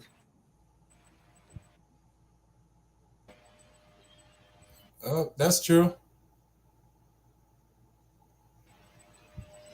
So I think the difference is obviously the positions, but I do believe that all of them have the same mindset, which is to attack and to have output that benefits the attack. So I think in that area of the pitch, it's good. I mean the multi club model is gonna need more clubs, and I think there was some report about Chelsea trying to look into acquiring some stake in I think I'm not sure if it's Sporting, but some Portugal club, so that they can loan players there. But I don't think many clubs want to be a part of a multi-club model. Especially, I think Strasbourg. I think the fans were outraged by it because they have these players that are going to go there, and obviously, eventually, if it goes well, those players could come to Chelsea, or players that Chelsea don't want may go there, and I don't know. It's something that it's confusing, and I know, and I've never wanted Chelsea to be that type of club where they're going to be distributing players to other clubs like that. I mean, there's a lot of clubs that are okay with doing that. You have Monaco who's okay with doing that. Um, Obviously, you have other clubs. Dortmund for a while have been that type of club. But obviously, I don't think the model itself is going to be easy to be formed. It's an idea that obviously will work in terms of the profits side. But that's one thing that concerns me because I don't want it to be a case of we have owners who just want profit or to build on it. It'll be too contradictory. And obviously, one thing that Roma would have done before the club was sold is to put a Glazers clause in it, an anti-Glazers clause, so that they won't inflate the club and try to get profits and take money out of the club. And they plan to do that. The only time they can do that is after, well, at that time was 10 years until 2031. So it'll be interesting to see what happens there. But obviously the model is one where I can understand it, but it's not gonna be easy to do. And for me, to be quite honest, the reason why I think they're really trying to do that is, and I don't think that is gonna work. It don't work for everyone, to be quite honest. But buying all these young players and have nowhere to put them at this point in time, you're just stacking merchants. And I think that will caught up to us in the longer run. So right now at this point in time, I feel like we need to either sell Chelsea out. If we can get and sell Chelsea out, it's in Chelsea itself, and then after we go for that if we're going down that road. But I think that we're looking for a major problem at this point in time, to be quite honest.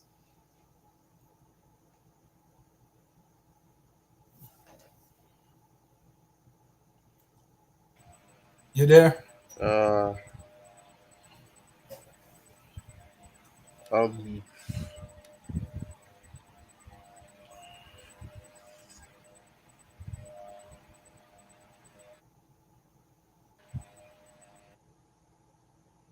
Oh, you can go for it, Ty.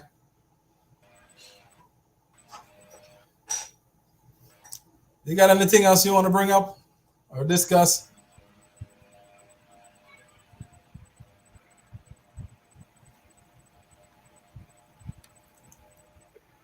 I don't know. Seems like Ty got a little delay. But I think right now the Monte Club thing, I'm not so sure of it. I want to see Chelsea up and running again. That's for me. I want to see us back to the top.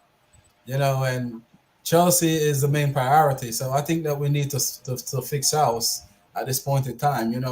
Get Chelsea in order, and then after we can go for whatever we want to go for. But for me, the main thing is right now is to fix Chelsea. Without fixing Chelsea, you know, Monte Club don't even matter. Chelsea. If Chelsea is the main club in that model, I think Chelsea needs to be fixed. And by fixing Chelsea is to get the best and get us back to where we need to be at the top.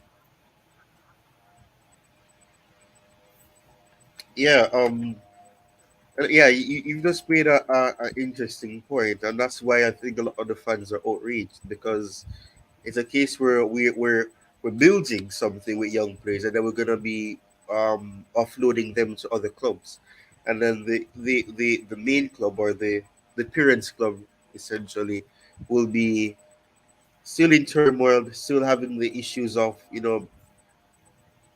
putting a consistent form together where they're performing professionally at a level that fans would be expecting them to be, but they're not. And that's why they say we're signing all these young players. But in terms of getting experienced players, so that you can actually have a balance of young players, so that you plan for the future and you build for the future years to come, but also have these experienced players. And I think that's one thing that has caused the issue for Chelsea right now because we would have released a lot of the experienced players. We didn't have let one go here and then another one probably a season after that. We let Kante leave. Well, obviously Kante probably wanted a new challenge anyways. Kovacic, I know Kovacic is one that splits opinion, but I think in terms of experience, Having somebody in that midfield who, even though Kovacic didn't really have the end product, he still added to the midfield in other ways. And I think for that reason, he was underappreciated. You have Jorginho, who obviously splits opinions in terms of what he can really do as a physical player and the lack of physical ability that he had. But obviously, Jorginho is one that wanted to leave. But I think we let a lot of these experienced players go too quickly. Players that would have understood the league, they would have been in the league for a good enough amount of time. So now these young players are pressurized to deliver because we have been so long and winning Champions League almost 3 years ago now. It's gonna be 3 years soon. Um, it it causes the fans' demands to get higher, and obviously a new era of ownership is gonna have to be it's gonna be hard to live up to that. They're gonna have to do that. The owners are gonna have to do that because Roman would have set a precedent for the fans to hold to, which is to win trophies and winning. I think it was what 20 trophies in 20 years that are there. I think around that time, it, it's something that Chelsea were known for. So if they didn't win the Premier League, you'd expect them to win the FA Cup or the EFL Cup or the Champions League or the Europa League, whatever it is, and they're not doing that. They haven't done that. We haven't won the domestic cups in a long time. So, but I can't see a long time in a good amount of time. We haven't won it. So I think in terms of if we're able to do that, that would boost the young players' mentality. Let them know that they're winners.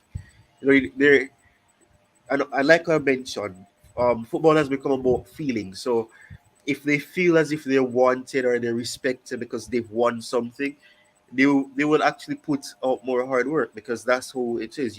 That's how humans are. The more they get plaudits, the more they're willing to work. And if you're getting something at the end of the day, you have you have something to achieve or to work towards, then obviously you're more likely to ensure that you put out a good output. So that's why I can understand that fans are frustrated, but the project is one that's going to take a long time. It's gonna take years. I'm hoping it doesn't take 5 years. I'm saying probably take 2 years, 18 months, something along those lines. But you need experienced players. We have the issues of not scoring goals or missing our chances because we don't have experienced players. Teams like Man City are known for having a lot of players. So if one player, we look at it, Kevin De Bruyne was all injured for a while, but they didn't really struggle without him because they had players like Foden who could chip in. They had players like Holland would obviously get the goals for them. They had players like they signed what's his name again? That Belgian guy. What's his name again? Crap, I forgot his name. But yeah, they signed Doku, players that they can rely on. Doku. You're When talking Doku, right? Doku, that's his yeah, Doku, that's his name. Doku. So Doku, they signed Doku. Obviously they have the defenders who can chip in with goals as well. They have players who can actually score from the midfield. Rodri had injury issues as well. But when Gundogan is there who you look to get you the goals, and that's what Chelsea were known for in the past. Because in the past we had players like Lampard who you could rely on to score a goal. Drogba who could score goals. We had Hazard who could chip in with goals. Pedro, and the thing is when I mentioned Pedro and players like Willian, that's the thing. And that is why I'm hoping. That's why I was hoping that when we got Lampard, you would understand that because as a player, you'd have known that in a team like this, especially the way that football has evolved, you need more than one player. I know some coaches still have the old school thinking that you need to have one target man who can get you the 30 plus goals, yes, or 20 plus goals in a league. But obviously that's not as easy. Not many players do that. The highest you may see a player score is probably about 14 to 20 goals. But you know, I don't know. With Willian leaving the club, I know Willian wasn't the greatest player in terms of every aspect of the game. He was scored a lot of goals every season, but you could rely on him to give you at least 8 goals, 10 goals. And if he was doing that, that would benefit the team. Getting the assists, he's able to take free kicks. And he has a good shot on him. Players like Pedro, who we would have signed alongside Willian, who would have won the league with us as well under Conte. I feel as if those players who would have been title winners deserve to have been at the club longer, so that they could have, helped to mentor these younger players. Obviously, those players probably wouldn't have been at the club still. No, Willian perhaps. I know one reason why Willian didn't stay at Chelsea was due to the fact that they wanted a longer contract, and Chelsea, obviously, when they get to the 30 years old, they don't really want to give you probably like a 3 year contract. Probably you get like a one, or if you're lucky, you get 2 years. But that's one reason why he went to Arsenal, because he wanted a longer contract, and Chelsea weren't willing to do that because he's 30 years old. And when you get to 30 years old, you're getting closer to retiring, because the average age before the players that are lucky enough to be able to pass 35 is that. So yeah, in terms of that, we have a basis of these young players, but I think I've kind of strayed away from the topic. But with these multi-club thing, we tend to have a case where we have these young players. We do have players that are going to benefit the team here, but we sign these players and then you have them going to other clubs, and they will try to build a multi-club thing where they get profit as well, and then those clubs perhaps benefit for a time. But I think the first thing that should have been done is to ensure that Chelsea have a good foundation, and then after you find a good foundation, then you try to build other clubs, or try to help clubs get to a higher level as well, where they can compete in their respective leagues. But I don't think that was really planned out properly, because we're struggling, and then you have other players who are young coming in as well, and not all of them are going to make it, as I would have mentioned before. So I don't know. I think the project needs proper um, amending, because Chelsea are struggling right now. They're mid-table for the first time in a very long time. So I don't know. I think the project needs some altering. It needs to be amended so that Chelsea fans can at least have some hope, because I think a lot of fans are losing hope right now. Yeah, and what you're saying, 100% right, because the bad form, because even my wife, like, she was started looking at, because of her first Chelsea game, and after that she started to see Liverpool go to the Champions League final and being dominant, and she switched to Liverpool. You know what I mean? So therefore the house split in two. I'm a Chelsea and she's Liverpool. So right there you're gonna lose fans. That's what you're saying, because if you got new people coming in and want to support a team and they see how Chelsea's playing, no one want to go and say, "Oh, I'm gonna go be a Chelsea fan." So we have to be careful. We don't slide all the way down. We need to go back where we need to be, or where Chelsea Football Club, where Roman bring it. And it's hard. To really sit and watch some of the games some of the time, because it's really painful.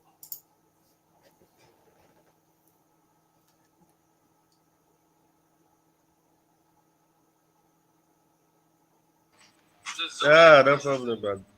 Yeah, no problem, Jay Z. Yeah, But I don't yeah, know, JC. If you want to join the stream, who else JC, you you gonna can join. move on to now, or are you still gonna discuss the players? What were you saying, Ty?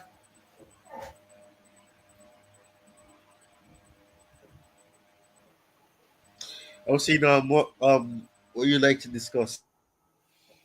Because obviously, Um, I know we haven't really gone into details on the players. But yeah, if any I was gonna questions, ask you about Pochettino. What you think about Pochettino. I was just waiting on you to finish. You know.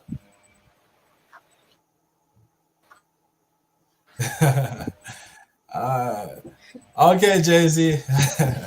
All right, man. Next time. Yeah, what do you think about Pochettino?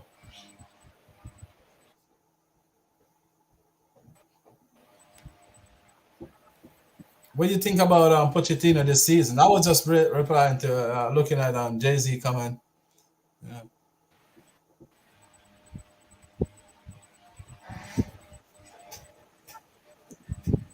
Do you think Pochettino is the right man for the job? You know, or because we got a split fan base, especially after the game yesterday. I want to know your thoughts on it.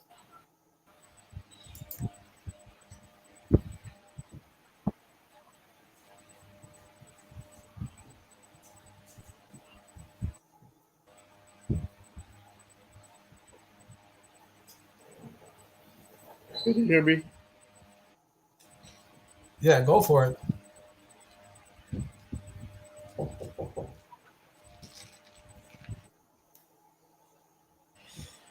Be honest. I view Pochettino as that manager. I don't want to say he's in the same bracket as Ranieri, but like that type of manager where they set the foundation, they build they choke they are responsible for molding the players into the players that you want them to be, and help get the club closer and closer to winning the title.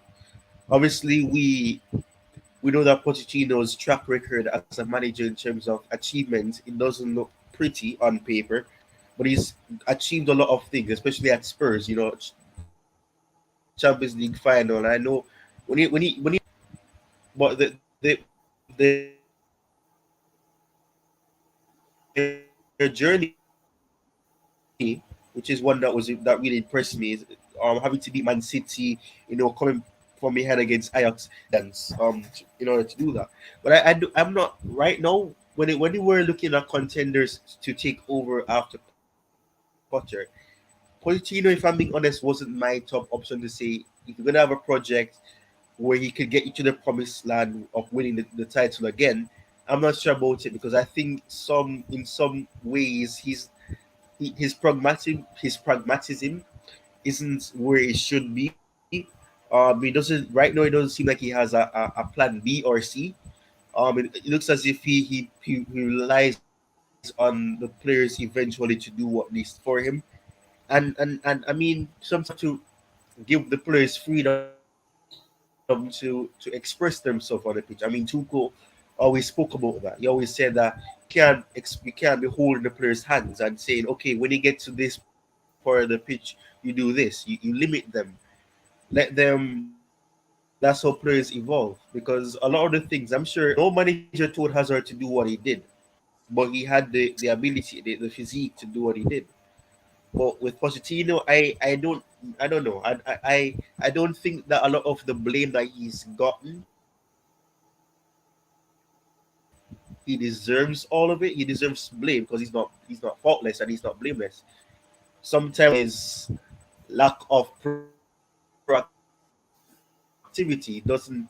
He's not proactive. He's reactive, and the things that he should do, he doesn't do them. I mean, taking off players like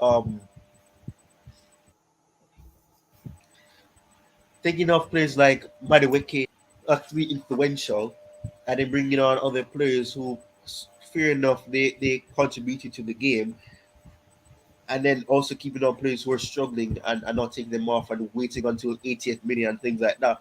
It's frustrating because we're trying to get a win or we're trying to get a draw if a win is impossible and he's waiting until late. So yeah, he deserves some blame. But at the same time, it can't be a case of it's a new team and then you have the same problems. You have to look at it. We've gone through a lot of managers. A lot of these players are a lot of those players are very experienced. Lampard. I know and they were seeing the same issues. It's been the same thing, and it can't be the managers. It can't be a case of we're creating chances. That's been the narrative. We're creating chances, but we're not finishing them. We have missed the most chances, clear cut chances, goal scoring chances in the Premier League this season, and it isn't pretty. It doesn't look good. It's not a good um track record to have or a good record to have because it's not good. But it can be a case of the manager is at fault for these things, and You know, this is something that was discussed on coaches show earlier, because or if the team loses, the manager is the first one to get the blame. But when the team wins, it's about, oh, the players did this or it's the players won it. So I'm saying if the players are the ones who lose because the players did not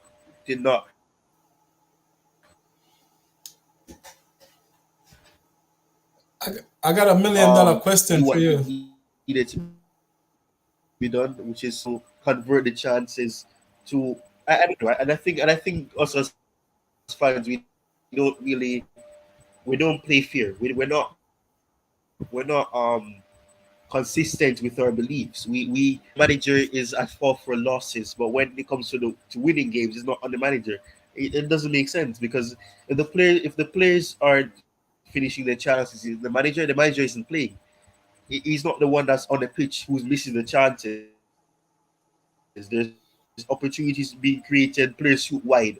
Players are not passing the ball when they should pass the ball. Players are not pass the ball when they should take a shot. That is not on the manager. The players made that decision. So I think win the title. I think he's one that builds the project, and then eventually we go on to somebody who's gonna be able to win the trophy. Someone who's going to have experienced winning a title. And I know some people say, and I'll agree with what they would say, that every manager starts somewhere. Man, and he already won a title. He would have had to work and work and work, and then he made a name for himself. And then you had people like Klopp who they had to start somewhere. Tuchel started somewhere before he was able to win the Champions League with us. He had to have experienced the loss. He would have had to experience things before. So I think fans are not consistent because you're gonna blame the manager for us losing games, and then when we win games, it's not the manager, it's the players. So the players are not at fault for us losing games. It doesn't make sense. I don't know. I just think we're not consistent. We just decide to speak on what fits our narrative or fits our argument, and then when it doesn't fit our argument, we don't mention it because the manager didn't do this. It was just the players. I don't know. It's not fair. I don't think fans are equal with their opinions. I got $1 million question for you before we close off because I know you probably want to go watch the Liverpool and Arsenal game. Um, what you think? You know, I should have asked coaches earlier before we go, but what do you think can really fix Chelsea for this upcoming for the rest of the season? And where do you think the coach himself um, can improve to fix the season?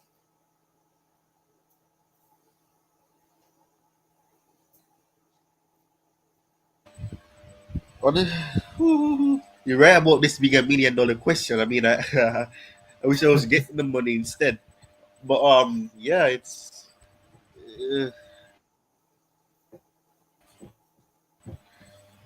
what I think we have to conjure up a plan B because obviously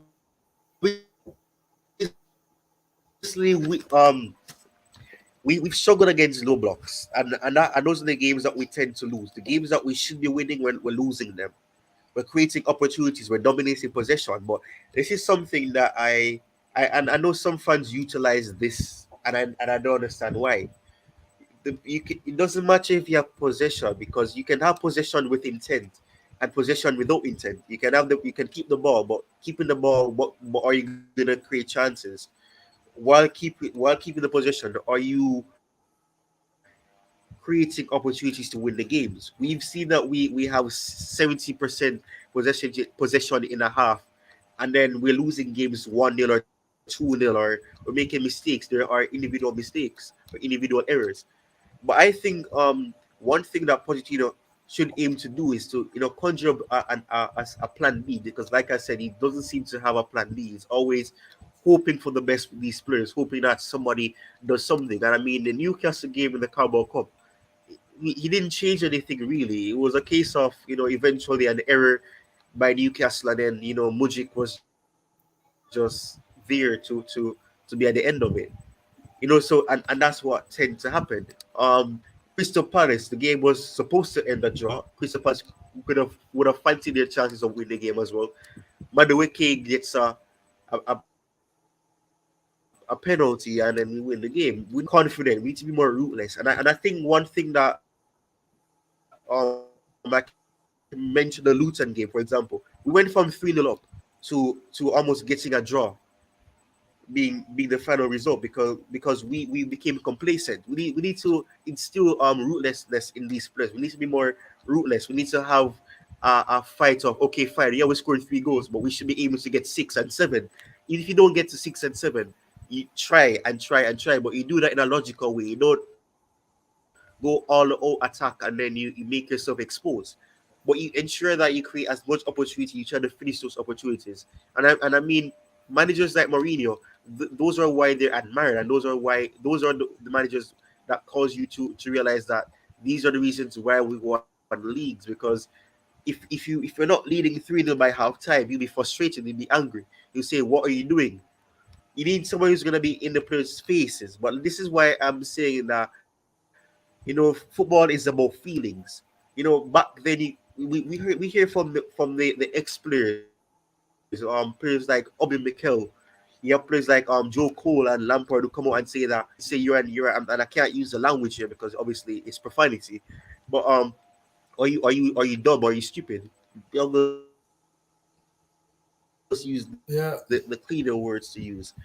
Yeah, Um, he criticizes them, and that will get them to really work harder because they think, oh, the manager thinks I'm this, so I'm going to prove them wrong. These players now are like, oh, the manager doesn't trust me, and then they get into their shell and they lose confidence easily. So the mentality is there. You need to instill that mentality in them. We need to work with them to ensure that they do what needs to be done. So yes, we won against Luton, and then it slowly and it quickly changed to 3-2, and it could have been 3-3. So we need to work on being more ruthless, not sitting back and being complacent. And we need to get the mindset of, oh, the match is already won out of our mind. The match is not done. The match isn't over. And football has become where a lot of underdogs are being able to win the matches. So we need to ensure that we don't become complacent. I think that's the issue. I think we have the mentality of, before the game start, okay, we're Chelsea, so we've already won this match. Football is played on the pitch, not on paper. So yes, Chelsea are a historical club in terms of winning against the lower teams in the table. But until the match is done, the match isn't won. So work on mentality being stronger. And one thing I'll give to Pochettino, a lot of fans were wondering what he was doing to Madueke. Madueke wasn't playing games, and eventually we saw that Madueke got frustrated because he's saying, "Oh, the manager is not giving me game time." When he gives him the game time, no. Every time I play, I'm going to prove to him that he should have been playing with more. And Pochettino would have been, trying to instill being a monster, as you would have said, a beast, being hungry for those minutes. And when he gets the minutes, he proves himself. That's what you call working as a proper manager. And I'll give him credit for that. Players like Mujik, he took those players under his arms and said, you know what, I'm gonna trust you. These fans don't believe in you, I believe in you. But that goes back to my point about feelings. These players are easily affected by what the media says or what is being said about them. Rather than these older players who would have said, okay, these people don't believe in me. We all know this story about Lampard. When he was at West Ham, a lot of fans didn't think he was going to be as good as he become. But eventually, he proved them wrong. You didn't see him cry. You didn't see his head drop. He worked hard. He kept his head down, yes, and then he made himself a professional player who you can rely on. So I think Pochettino needs to ensure that the mentality is instilled, one that is ruthless, one that ensures that complacency doesn't kick in, and that we don't believe that the match is won until it's over. And when we do that, we're perfectly fine, and that's why we won the league. And one thing, although Conte would have fallen out with the club or whatever, one thing I have to respect about him, he would have said it as well. We ensured that we went into the we went into the went into when we were going to win the league, we ensured that we looked at to see that okay, we can't drop points because Tottenham, even though Tottenham were not going to win all the games that they did, if Tottenham won all their games, we would have lost the title. So we had that mentality of okay, let's think that Tottenham can win all their games, and they didn't win all their games. They won 4 matches out of the five final matches, and then obviously West Brom, we won that game 1-0. You know, that's why he scored that goal. So you need to have that mentality of oh, it's not over until it's over. Until the end, it's not over. So we need to work on not being complacent. And I think that's the issue that we've had. Chelsea are big, and Chelsea have a history of beating these teams. So we're gonna win already, or it's an automatic win. So as long as Pochettino finds a plan B and he ensures that we don't continue to be complacent and the mentality is correct, I think we'll be perfectly fine. And hopefully we can get some European competition. Like I would prefer for us to try to work without it because it gives us more time. But obviously, fans will obviously want us to win European trophies and to get the bigger the bigger prize money in rather than getting 100,000 from a Carabao Cup or FA Cup. But that's just my opinion. Well said, well said. I couldn't even said it much better, to be quite honest. You know, you deliver it well, because the $1 million question, man, and you deliver it because that's exactly how I think too. You know, and I think people have to understand, and fans overall, you know, not only Chelsea but right across the whole globe. These players now, you know, got social media and their parent, so these players are not mentally, you know, tough like our former greats because social media, you know, they see everything. So don't think that they don't see it because they see everything, they hear everything. But then, you know, all players have to wait until the Sunday, Monday morning to really probably see something what one or two pundits have said about them, you know. But now, every time a pundit says something or a fan says something, social media is there for everything. You know, it's there. You can see it. You can hear it. The parents see it. The parents hear it. So these kids are fragile. They're not like that generation of kid that will just see it on the paper and they throw the paper away. You know, and that's it. But after you can see it for a year, for a week, for a month, you know, because it's gonna always there. You can always go back and replay it. So us as fan, you know, we have to take it with a grain of salt, you know, and say this is the way the generation is going at this point in time. Not only in football, but in modern life. You know, you have to be careful what you talk to even your kid in your house because they will think you know you don't like them. So this generation is really fragile. So you can criticize, but if you criticize them too much, you know that will take a mental hit on them. So you know you couldn't even say it better. I don't know how I could say it better. You're 100% spot on, you know, with it. And really thank you for coming on and share the screen with me. I hope I can get you for a couple more shows. You know, I'm gonna try to do this every weekend. You know, after a coach's show or the rest of the show. You know, I don't mind if you can come on if you have the time and to share your knowledge with me. Because trust me, I want to do a show with you for this longest time because I know and I watch all your videos and I see you really got the knowledge of the game. You know, I really appreciate you spending the time with me this morning to really break down all this. You know, and I'm sorry I didn't get the video up and running. I'll probably see if I can redo that video and probably tomorrow or so. You know, it's a really nice video, and I know that everyone would really like it. You know, because it put together with all three players. You know, stage by stage to break down their game. So thank you so much for sharing the stream with me. Any last word?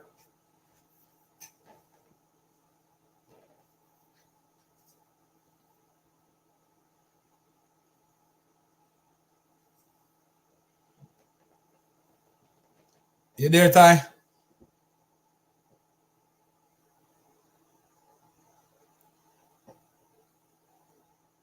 Oh, Ty is gone. Well, as you have it there, my people, you know, I really thank each and every one.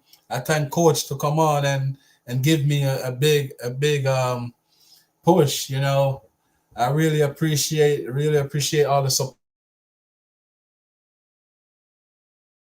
support, JC Blue broadcast analyst.